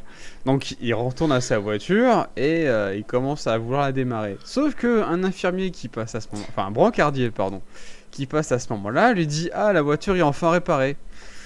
Chose qui met un petit peu la puce à l'oreille de Delon, parce qu'il allait juste démarrer la voiture. Il dit non, je vais couper retourner la clé, je vais quand même ouvrir le capot. Bon, effectivement, il a bien fait, parce que effectivement, se trouvait dedans des tubes de dynamite et une grenade, comme quoi la voiture était légèrement piégée. Et comme quoi aussi, les tueurs sont très rapides pour piéger la voiture de Delon, parce que il fallait quand même qu'il sache qu'il était à l'hôpital. Enfin, je trouve ça très précis comme instant. Donc du coup, maintenant que Delon est armé d'une grenade et de bâtons de dynamite, qu'est-ce qu'il fait ? Il décide d'aller voir un des deux qui reste, tueur. Donc il y a la boîte de nuit au Macumba, où d'ailleurs il y a une ambiance qui est incroyable. Il m'entraîne au-delà. Mais vraiment, c'est ça. C'est les démons de minuit, mais avec l'accent du Sud. Hein. Vraiment, c'est ça l'ambiance. T'as une danseuse, elle se fait chier sur un balcon, t'as plus l'impression que c'est le Macumba du camping où t'as que des vieux de 60 ans mais il se passe rien. Ouais. Mais lui s'amuse à prendre sa voix de forain, vraiment en insistant, en essayant de mettre de l'ambiance, enfin tout ce qui ne fonctionne pas du coup. Allez, on balance les slow maintenant, let's go. Vraiment, c'est ça. C'est le cadre américain, mesdames, allez-y, let's go. Oh putain, l'odeur, mais non. Les années 80, Sauf que lui, il avait pas le. Ouais, les années 80. ouais, C'est ce que j'allais dire, voilà, c'est daté mais justifié, voilà. Ouais. Non, ça a jamais été bien. Oh, non. c'est vrai. Oh, c'est super. C'est vrai. C'est- Bon, allez. Maintenant, quand je vais appeler Rémi, je parlerai tout le temps comme ça. Je vais dire, ta gueule, Erwan, au bout de 10 secondes. J'avoue, là, l'accent du Sud, à chaque fois, ça va être très compliqué à encaisser. Bah voilà, comme ça, toi Erwan tu feras l'accent du Sud et moi je lui parle que avec la voix de DJ, comme ça. en 3 semaines il devient zinzin, vraiment, c'est... Bah écoute, ça tombe bien, il faut que je change de numéro faut que je change de sonnerie de téléphone, parce que pour l'instant, j'ai encore Zach qui dit pardon. Alors, si je pourrais avoir Zach avec l'accent du Sud, Mais moi, je c'est prends, pas vrai, il faut passer à autre chose, Rémi, mon dieu. Jamais. Tu m'entends? Jamais. Non, en vrai, le téléphone est tout le temps en vibreur, donc j'entends jamais ta sonnerie. Mais ça m'est déjà arrivé quand le TX était en... Ça, je peux le dire. Je rentre du boulot et je suis en train d'écouter de la musique, machin. Je suis plutôt en jaillit parce que j'écoute un truc un peu violent et tout. Et là, d'un coup, il y a une pause. Je dis, ah, le Bluetooth, il déconne. Et là, d'un coup, j'entends à fond dans le casque, pardon. Putain, on est en train de m'appeler, c'est Zach. Et du coup, c'est merveilleux. Donc, je vous encourage d'avoir cette sonnerie de téléphone. Ouais, c'est très beau. Du coup, redis-nous là maintenant, décris-nous vraiment la scène du Macumba, parce que elle est Donc la scène du exceptionnelle. Macumba, du coup. Donc il est en train de faire sa playlist. Enfin, sa playlist. Il a mis un vinyle dans la machine et puis il attend pour appuyer sur le bouton pour la faire fonctionner. Ah, c'est DJ de l'époque, hein, tu fais comme tu peux. Hein. Voilà. Et du coup, il retourne à sa bibliothèque de vinyle. Et là, t'as la musique qui change parce que Delon était arrivé.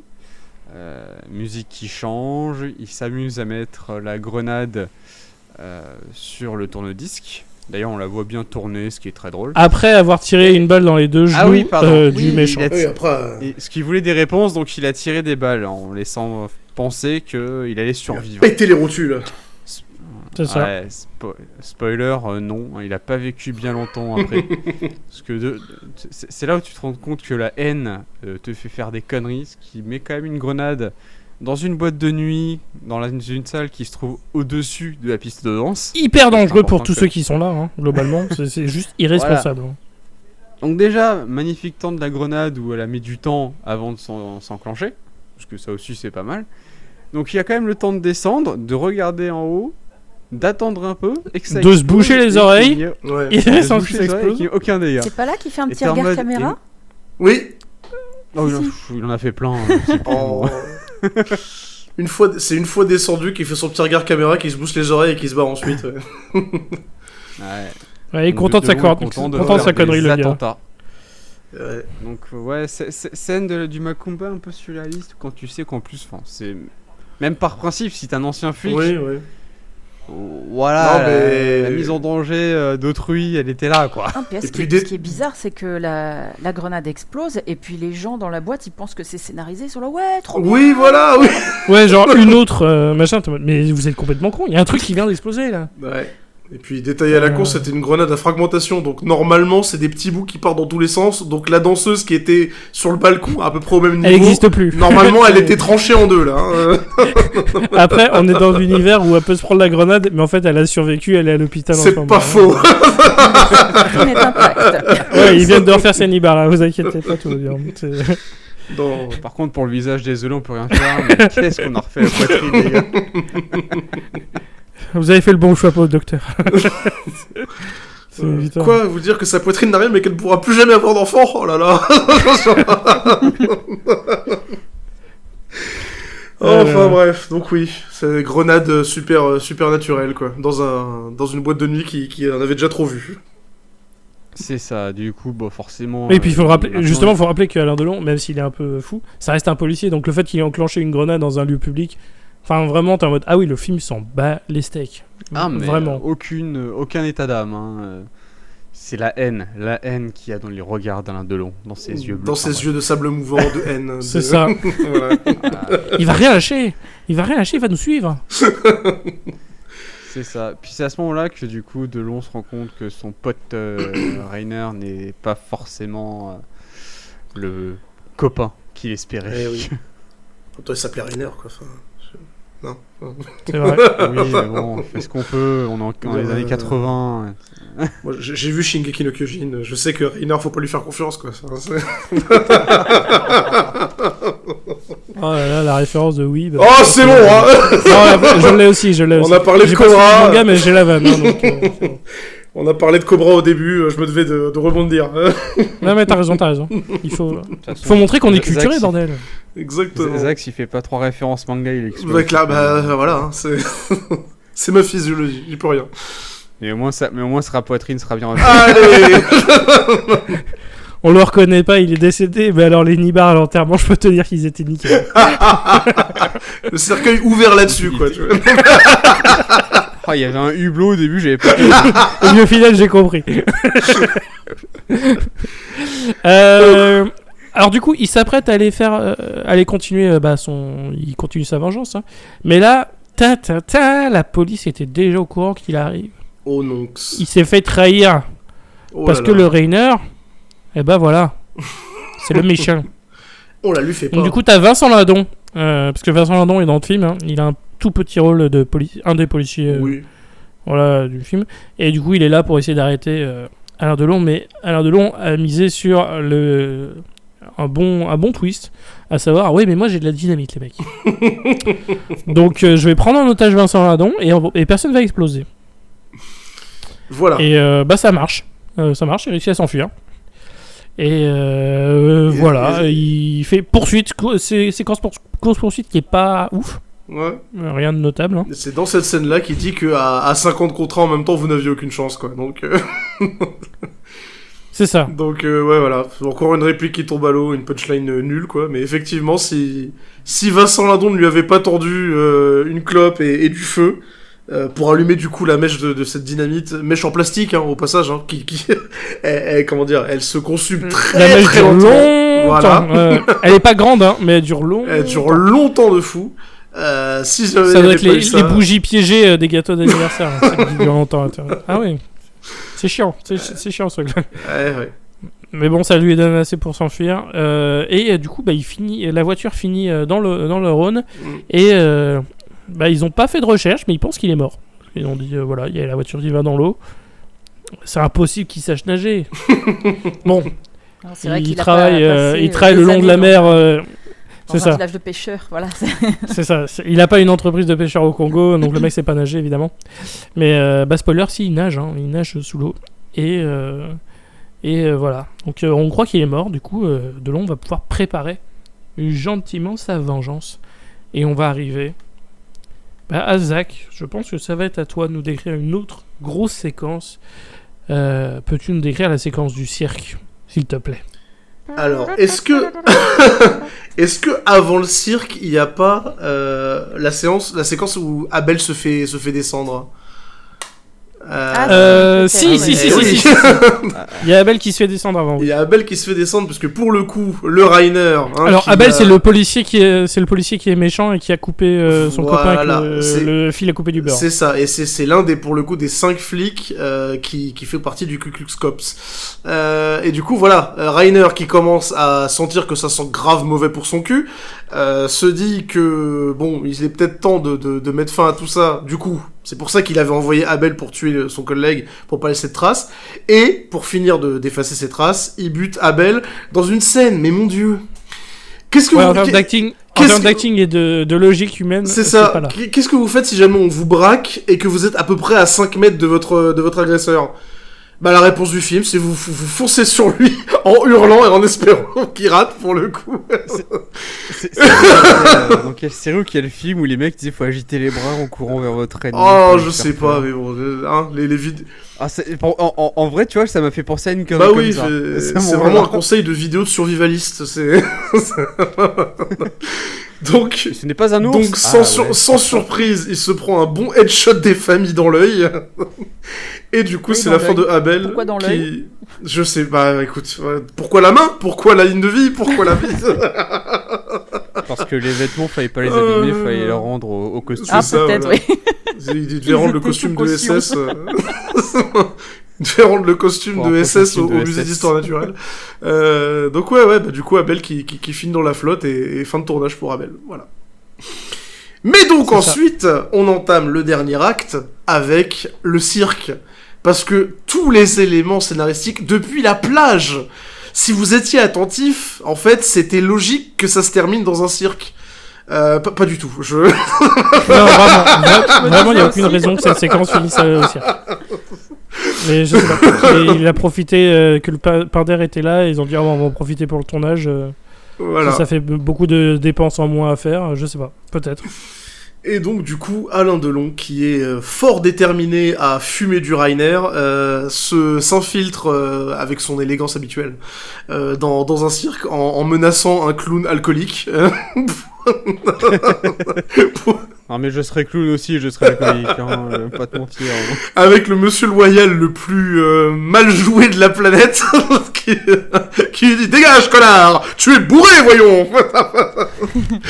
Ah c'était vraiment la façon dont il le joue, exceptionnel. Hein. Le mec il a que 2 répliques, mais alors il est merveilleux. C'est vraiment, il surjoue mais comme un acteur au théâtre. Comme s'il était dans une pièce de Molière, vraiment genre espèce de salopard. Ah oui, on n'est pas dans le même film là. On n'est pas dans le même film. Ah non, mais pour lui c'était un vaudeville. On le retient. Hein. Ouais. On le retient. Je crois qu'on a oublié de préciser pourquoi le cirque, parce qu'en fait, il est allé voir la femme de Rainer qui lui a dit. Ah oui, c'est vrai. En gros, il est au cirque avec son fils. Oui, voilà.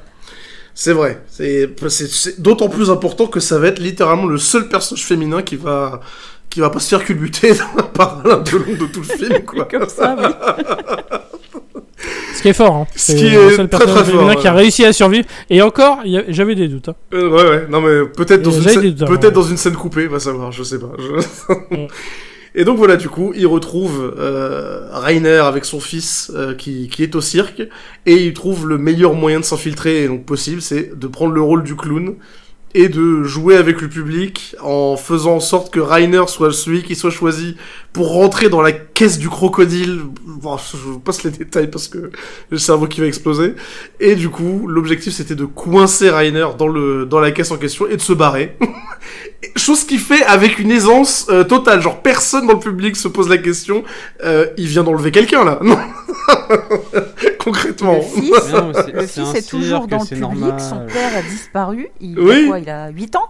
Il a pas peur. Il est bon. Pourquoi pas. Tout va bien. Non, parce que même la mère, elle arrive plus tard. Il est où ton père, genre pas là. D'accord. Il est dans le crocodile, quoi. Ouais. Et du coup, au moment du visionnage, on se posait tous la question, mais qu'est-ce que ça vient foutre là-dedans, quoi ? C'est quoi l'objectif de cette scène ? Est-ce que c'était pour montrer que Delon il sait jouer autre chose que les personnages torturés et froids et classe et tout ça ? Parce que pour le coup là, au niveau acting de clown, on est servi. Hein. Alors là, mais la violence. C'est vrai, il faut le dire. Hein, dans cette séquence, Alain en clown. Aïe. Mais vraiment, le clown de ça peut aller se rhabiller parce que là les gamins qui ont tourné dans le film c'est vraiment les gamins choisis dans le film, ils sont probablement traumatisés parce que ils parlent avec violence et colère dans ce film. Et toi t'es un menteur. Et je sais, mais la vache, c'est des gamins, et il les chope par le callback et il les jette dans le public et mais vraiment au bout d'un moment c'est une scène d'interrogation où mais c'est ça, le mec qui est censé être un clown pour les enfants machin, avec des gamins ils vont repartir avec des bleus du cirque, t'es en mode mais qu'est-ce que ce bordel. Mais non vraiment il est waouh, ça fait peur. Et puis en plus c'est long. J'avais pas vu autant. J'avais pas vu le temps de l'agresser. Hein. Clairement, j'avais pas vu autant de torture de gamins depuis les vidéos du JDG, hein, clairement. C'est... mais vraiment, non mais non seulement la séquence est longue, mais en plus c'est ça, là, comme il est violent et tout. Là vraiment on est sur en termes d'acting, c'est lunaire. Vraiment là cette séquence elle est lunaire à suivre. Je fais putain mais, enfin je sais qu'Alain Delon est un bon acteur, c'est connu. Et là quand tu le vois jouer, mais c'est le pire. C'est le pire personnage en fait. S'il joue pas un psychopathe, il est censé jouer le héros du film. Je fais mais qu'est-ce que c'est ? Qu'est-ce qui va pas ? C'est quoi ce problème ? Et ok, oui, il est à cran à ce moment-là, mais il y a être à cran et il y a jeter les gamins. Mais putain, faut les limites quoi. Enfin bref. Donc il profite d'être un clown pour récupérer Rainer et l'enfermer dans une boîte pour le téléporter à l'extérieur. Et là on a loge, c'est ça, dans sa loge. Et là on a le droit à des beaux discours. Je rêvais que de te tuer. Rainer en fait il fait ça pour c'est il ça, fait ça par ego. Ça, le commissaire, il a envoyé son groupe de mercenaires personnels pour nettoyer les rues des villes. Il dit que ça lui donnait l'impression d'être moins inutile. Voilà. C'est ça. Il voulait les rues étaient mal famées. C'est ça, il voulait avoir son propre commando personnel, et du coup, c'est ça qui a motivé son choix, quoi. Gros problème d'érection. Clairement. C'est vraiment ça. Et toute cette scène d'exposition se passe pendant que Delon est en train de se changer juste à côté, hein, donc... Ouais, bien sûr. C'est le troisième acte de la tension sexuelle homo-érotique du film, pour le coup. Ouais, tout à fait. Ah, mais tu sens que c'est aussi le moment de la cassure entre les deux, tu vois. Ouais. C'est une matière plus comme avant. Oui, non, mais vraiment, on aurait pu. Hein. On aurait pu. Un jour, on redoublera cette scène, genre on changera les dialogues, on gardera que l'image.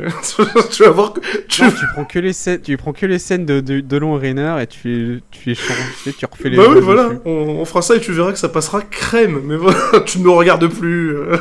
C'est plus comme avant. Ouais, c'est vrai. On appelle ça Broadway. Tu me regardes plus pendant. Enfin, c'est vraiment ça. Et du coup, après le discours, il est en mode c'est quoi, je rêvais que de te tuer, machin. Parce que là, il tient l'assassin de sa fille. Hein. Clairement. Et au final, il dit tu sais quoi, tu me donnes juste envie de dégueuler, machin. Donc il se barre. Et t'as Rainer qui arrive et qui menace Alain Delon d'un flic. Enfin d'un flingue plutôt. Menacé d'un flic dans aucun sens, hein, bien sûr. Il tenait un flic dans les mains, il lui monte dessus, on n'a pas compris au début. Vos papiers s'il vous plaît. Non mais alors lâchez ce flic. Et au final il a tellement honte de lui que Rainer va se suicider. Ah, tragique. Et en même temps, ce qui a arrangé Delon, c'est qu'il avait un vol dans 2 heures. Oui, comme ça il n'y a pas le temps de niaiser. Hein. Parce que c'était ça aussi, hein, pourquoi il était pressé. Hein. C'est j'ai un vol dans 2 heures, moi je retourne au Congo. Non, c'est ça. J'ai vraiment pas le temps. Donc du coup, Rainer lui permet de gagner du temps. C'est vraiment un bon copain. Du coup, t'as cette violence gratuite, ce traumatisme absolu qui arrive. T'as Alain Delon qui va avoir le cadavre de son ancien ami qui a assassiné sa fille pour avoir un peu de réflexion. Et à ce moment-là, comme de par hasard, Tout le monde. Tout le casting arrive. La femme de Rainer et son fils qui voit le cadavre.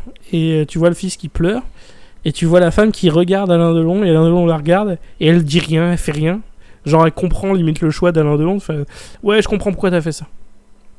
Mais... Le pire, c'est que t'as quand même à ce moment-là l'armée de flics qui arrive, l'armée du cirque qui est là, qui sont tous. Et ils se contentent de regarder. C'est ça, voilà. Ils regardent un cadavre.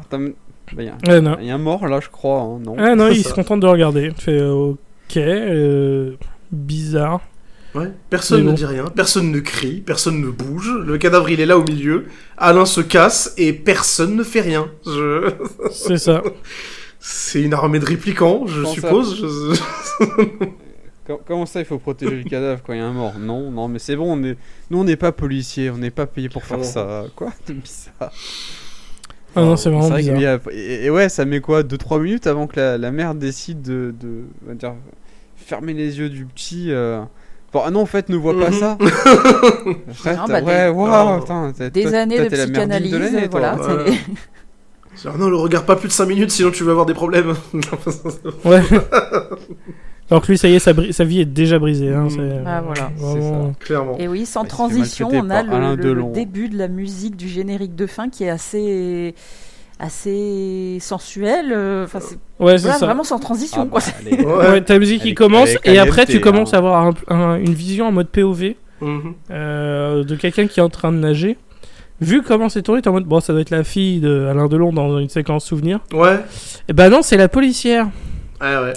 Elle a survécu et elle nage et effet d'un coup de fusil à pompe sur le torse. Et bah t'as une minerve. Voilà. Voilà, c'est chiant, t'as une minerve. Tu dois porter une minerve. J'avoue que j'ai pas compris. C'est embêtant. J'ai rigolé quand j'ai vu ça. Et là, j'ai pas besoin de faire des années de médecine pour savoir que la minerve n'est pas la solution post-fusil à pompe. Hein. Ça, vraiment... J'ai pas besoin de chercher sur internet, j'en suis sûr. Même vraiment, sans ça, en plus, la minerve pour nager, ça doit pas être pratique non plus. Quoi. Mais non, oui, en plus. Et le fait de pouvoir nager après s'être pris de la chevrotine dans le bide, c'est peut-être pas la meilleure chose, non? Ah, c'est vrai que le sel et les cicatrices. Bah voilà. Mais ça désinfecte, madame. Ouais, mais ça fait mal, quoi. Vache. Non, enfin bref. Mais bon, le meilleur passage de cette scène, ça reste la musique quand même. Quelle musique. Quel générique. Ah bah là vraiment, générique chanté par Alain Delon évidemment en duo avec Phyllis Nelson. Et il chante en anglais. Hein. Mais ça parle avec d'amour. Avec un accent français évidemment. coupé au couteau, mais il chante en anglais. Tout à fait. Mais il chante c'est de l'amour. Et puis générique. Voilà, c'était. C'était du coup c'était Parole de flic. Et c'était une expérience. Vraiment, c'était un film de son époque, ça. On peut le dire. Ça oui. Oh là là. Du coup, la question, parce que, évidemment, pourquoi est-ce qu'on fait ce podcast? C'est pour vous permettre aux auditeurs, auditrices, de différencier le nanar du navet, de qu'est-ce qui fait un nanar, qu'est-ce qui fait un navet. Donc là, les conseils des gens de notre équipe. On va commencer par Erwan. Qu'est-ce que tu as pensé de Parole de flic? Et est-ce que tu le conseillerais à celles et ceux qui nous écoutent? Alors, honnêtement, qu'est-ce que j'en pense? Déjà, je ne regrette pas de m'être endormi devant lors de la nuit Nanarland. Parce que moi, tu vois, ça peut être une découverte ce jour-là. Mais en vrai, comment je le vois, c'est que c'est quand même un bon nanar français. Dans le sens où... Enfin, en plus, le scénario, dans un sens, est pas trop tiré par les cheveux. Le contexte autour du film n'est pas déconnant. C'est juste que il y a trop d'Alain Delon qui fait que c'est du n'importe quoi. Et 2-3 décisions à gauche et à droite. Mais en soi, le film est pas déconnant, mais il est mauvais. Il est mauvais de par, je pense... Et c'est là où ça le rend nanardesque. C'est par Delon qui a un melon inconsidérable dans ce film-là et qui surjoue tellement, mais qui en fait ça surjoue comme dans les bons nanars qu'on aime, quoi. T'es en mode vas-y, on en redemande quand c'est joué comme un pied, sauf que c'est fait par un acteur qui, comme tu l'as dit avant, peut-être 3 mois avant ou 4 mois avant il a eu un César. T'es en mode ouais, enfin deux poids deux mesures mon pote, calme-toi. Ouais. Donc non, c'est pour ça, pour moi, ouais, ce film est un nanar. Alors, à voir qu'une fois, hein. Voilà. Mais en vrai, ouais, je le conseille pour...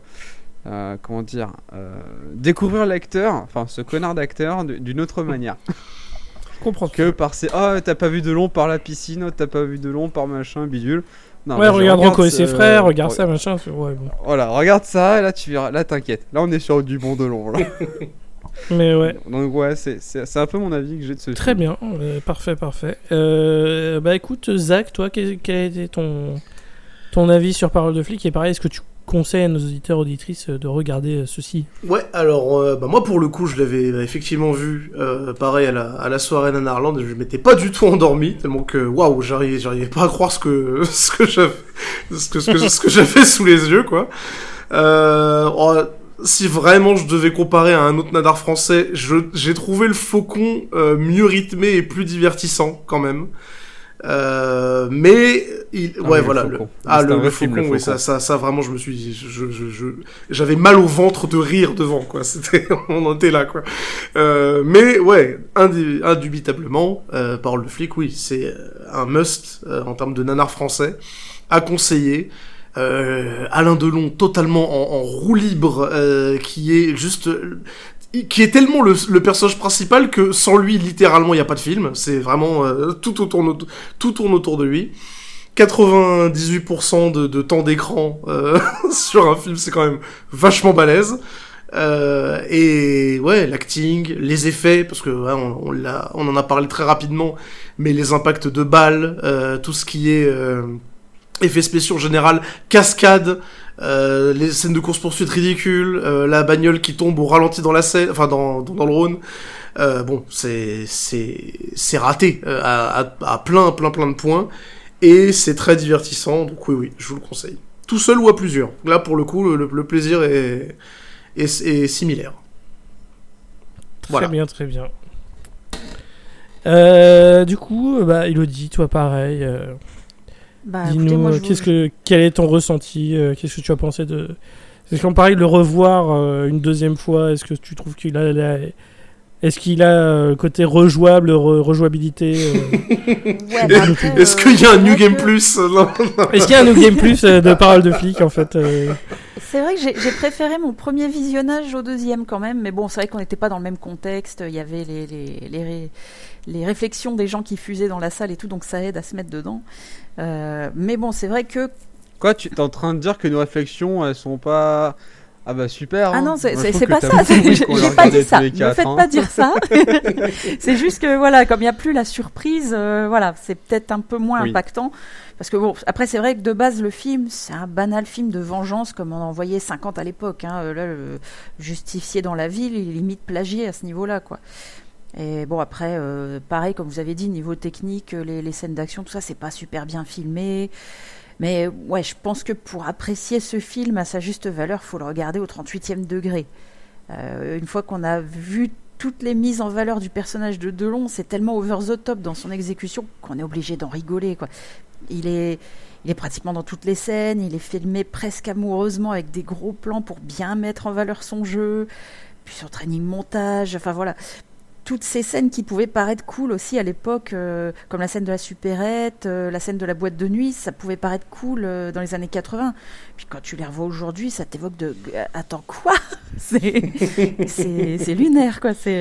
Donc ouais, tant qu'on n'est pas un fan hardcore de Delon qui ne jure que par son grand talent et tout, ou alors qu'on a suffisamment de recul pour s'en moquer un petit peu... Ouais, franchement, on peut regarder ce film comme un bon nanar sur de l'égo-exploitation, comme on pourrait dire. Ah. Franchement, voilà. Joliment dit. On n'est pas au niveau d'un... Je vais te rejoindre sur le côté égo. On n'est pas au niveau d'un Tommy Wiseau ou d'un Neil Breen, hein, où c'est vraiment eux qui font tout pour se mettre en avant. Mais on n'est vraiment pas loin. Là, on est sur un cousin de ce genre, parce que vraiment tout dans ce film, c'est Alain Delon à la gloire d'Alain Delon. Il n'y a vraiment rien d'autre. Et non, je vous rejoins, effectivement, c'est vraiment... C'est un film de son époque, ça vraiment faut le prendre dans son faut le prendre dans son contexte. Et il a plusieurs bonnes séquences. Moi je trouve qu'il est... Est-ce que c'est un excellent nanar français, machin?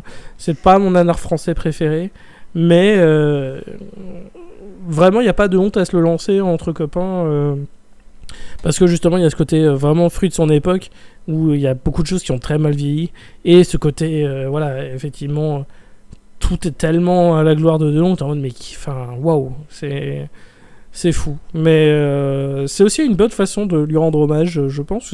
Ça rappelle que Delon, c'est aussi ça. C'est pas, voilà, c'est pas que des duos de fous avec Belmondo, ou il a tourné avec Jean Gabin, machin. C'est aussi...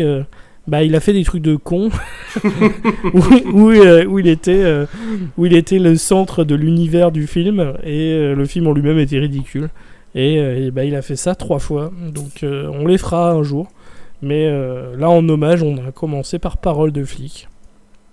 Je pense qu'on va s'arrêter là, donc du coup les phrases habituelles, parce que nous sommes sur l'internet où tout est une course à la consommation de contenu. Provoquant un cynisme qui amènera à la fin de l'humanité. Voilà. Putain. Le mec hyper nihiliste, alors qu'on a parlé de Parole de flic, tu sais, pendant 1h40. La vache. Hyper nihiliste en plus, à la fin. c'était un film antifasciste. Ouais, c'est ça. Non mais oh. C'est Parole de flic ou la fin de Carnosaur là. Qu'est-ce qui se vraiment. Du coup, non. Où est-ce qu'on peut nous retrouver ? Alors on est diffusé sur YouTube, Deezer, iTunes, Spotify, Podcast, ça n'existe pas. Ça va ? Podcloud et Podcast Addict.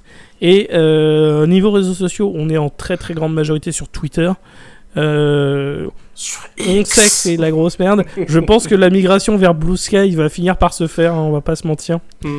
C'est pas encore le cas, mais quand ce sera le cas, probablement avant la fin de l'année, je pense qu'on va le faire. Non, mais on va vraiment devenu. On va ouvrir un compte Telegram, on va partager des trucs de complotistes. Ouais. Ça va être trop bien. C'est bien. Ça va être trop bien. On sera pas sur Telegram, ça je peux le dire. Mais c'est possible que Twitter existe encore, mais qu'on se mette sur Blue Sky aussi, on verra. Mais aussi on a un Discord qui est tout est en lien évidemment dans la description, hein, donc ça, si vous demandez où est-ce qu'on est dans la description, il y a tous les liens, on a même les liens de nos génériques, tout ça. Donc vous avez toutes les infos là-dedans. Du coup, dans un mois, l'épisode 50. Donc ça déjà c'est cool, qui sera sur Titanic 3, ça on peut le dire aussi. Donc ça c'est cool aussi. Puis on prépare gentiment. Là ça a été la rentrée, hein, évidemment, mais on commence à préparer les petits programmes jusqu'à la fin de l'année. Voilà, il y a des choses qui vont se mettre en place. On va annoncer des trucs. Et aussi pour celles et ceux qui sont en région parisienne, il y a 2 séquences ciné nanar sur Paris au MK2 Bibliothèque organisées par Nanarland qui seront début octobre et fin novembre. On a déjà partagé le lien sur Twitter, mais bon, n'hésitez pas à aller sur Nanarland pour suivre les infos. Je pense qu'on mettra peut-être les infos aussi en description de notre côté. Mais il y a 2 séances où on sera au moins 1. Je crois qu'il y a d'autres personnes qui vont prendre leur place. Oui, il y a moi normalement. Donc on va être au moins 2. Donc il y aura des gens de l'équipe qui seront à la séquence, à ces 2 séances. Il y en a une 3e qui a lieu là, mi-septembre. Mais on n'y sera pas. Mais celle d'octobre et celle de novembre, on y sera pour Whitefire et pour Black Ninja. Donc si vous êtes en région parisienne et si vous êtes un auditeur, on sera là. Donc n'hésitez pas à venir faire coucou. Surtout dans les toilettes. Surtout pour les toilettes. Surtout dans les toilettes effectivement du cinéma, c'est là où on me reconnaît le plus souvent. Ce qui est étonnant, mais bref. Mais bon. C'est ce qui arrive quand on a des goûts à chier. Oh la punchline. Ça c'est une punchline. Tu vois Delon, c'est pas compliqué, putain. C'est pas compliqué quand même. Espèce de merde. Voilà. Enfin bref. Du coup voilà, c'est tout pour nous. Évidemment, le reste de l'équipe est encore présent. Tout va bien. Hein. C'est juste Jason est au milieu d'un déménagement, donc c'est pas le plus disponible des hommes. Et Quentin. Des trucs dans la vie, je ne vais pas en révéler. Ce ne sont pas des problèmes, c'est que des très bonnes nouvelles. Mais il est occupé en ce moment, donc c'est pour ça qu'il n'est pas trop présent. Mais vous inquiétez pas, tout va bien. Il n'y a pas de drama chez Nanarologie. On n'a pas assez d'audience pour se permettre d'avoir des dramas. On continue d'allumer nos clopes mutuellement, vous inquiétez pas, tout va bien. Ouais. Voilà, on est en pleine amitié, on est tous des bons copains, on s'allume le bout des clopes, nous tout va bien. Sur ce, écoutez, on vous dit à la prochaine. Salut. Ciao tout le monde. Ciao. Ciao.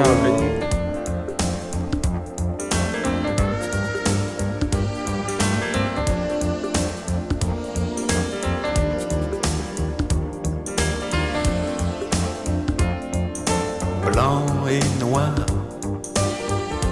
extérieur, nuit, zoom sur la Jaguar. Comme au cinéma, mise au point sur moi.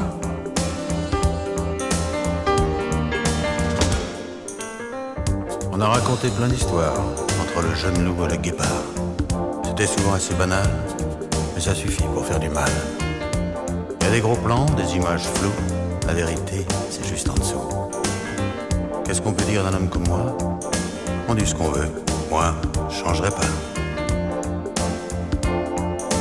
Quelques mots qui pourraient changer le scénario. Comme au cinéma, mise au point sur moi.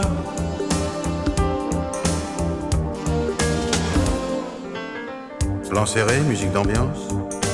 Quelquefois on se trompe de séquence. Ni passé simple, ni passé compliqué. Je conjugue ma vie à l'imparfait. Les projecteurs manquent de chaleur. C'est tant pis pour les acteurs. Mais quand je suis tout seul devant le miroir, derrière les mots, derrière l'image, il n'y a plus de star. Et tout ce qui se passe à l'intérieur, ça s'appelle aussi la pudeur.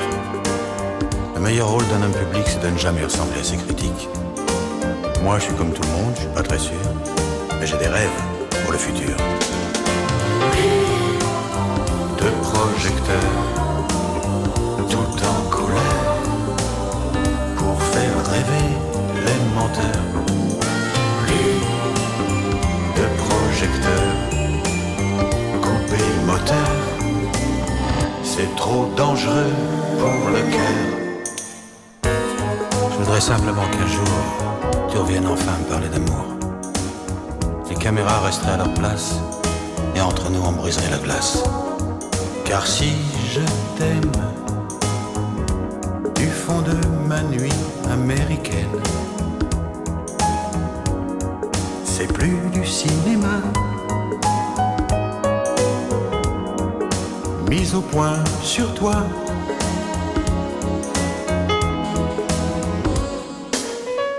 Alors pour toi, pour moi, on laisserait tomber la comédie.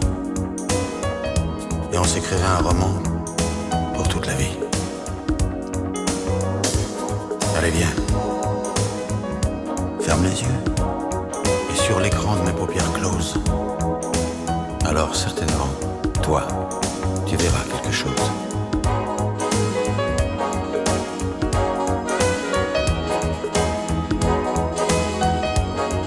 C'est plus du cinéma.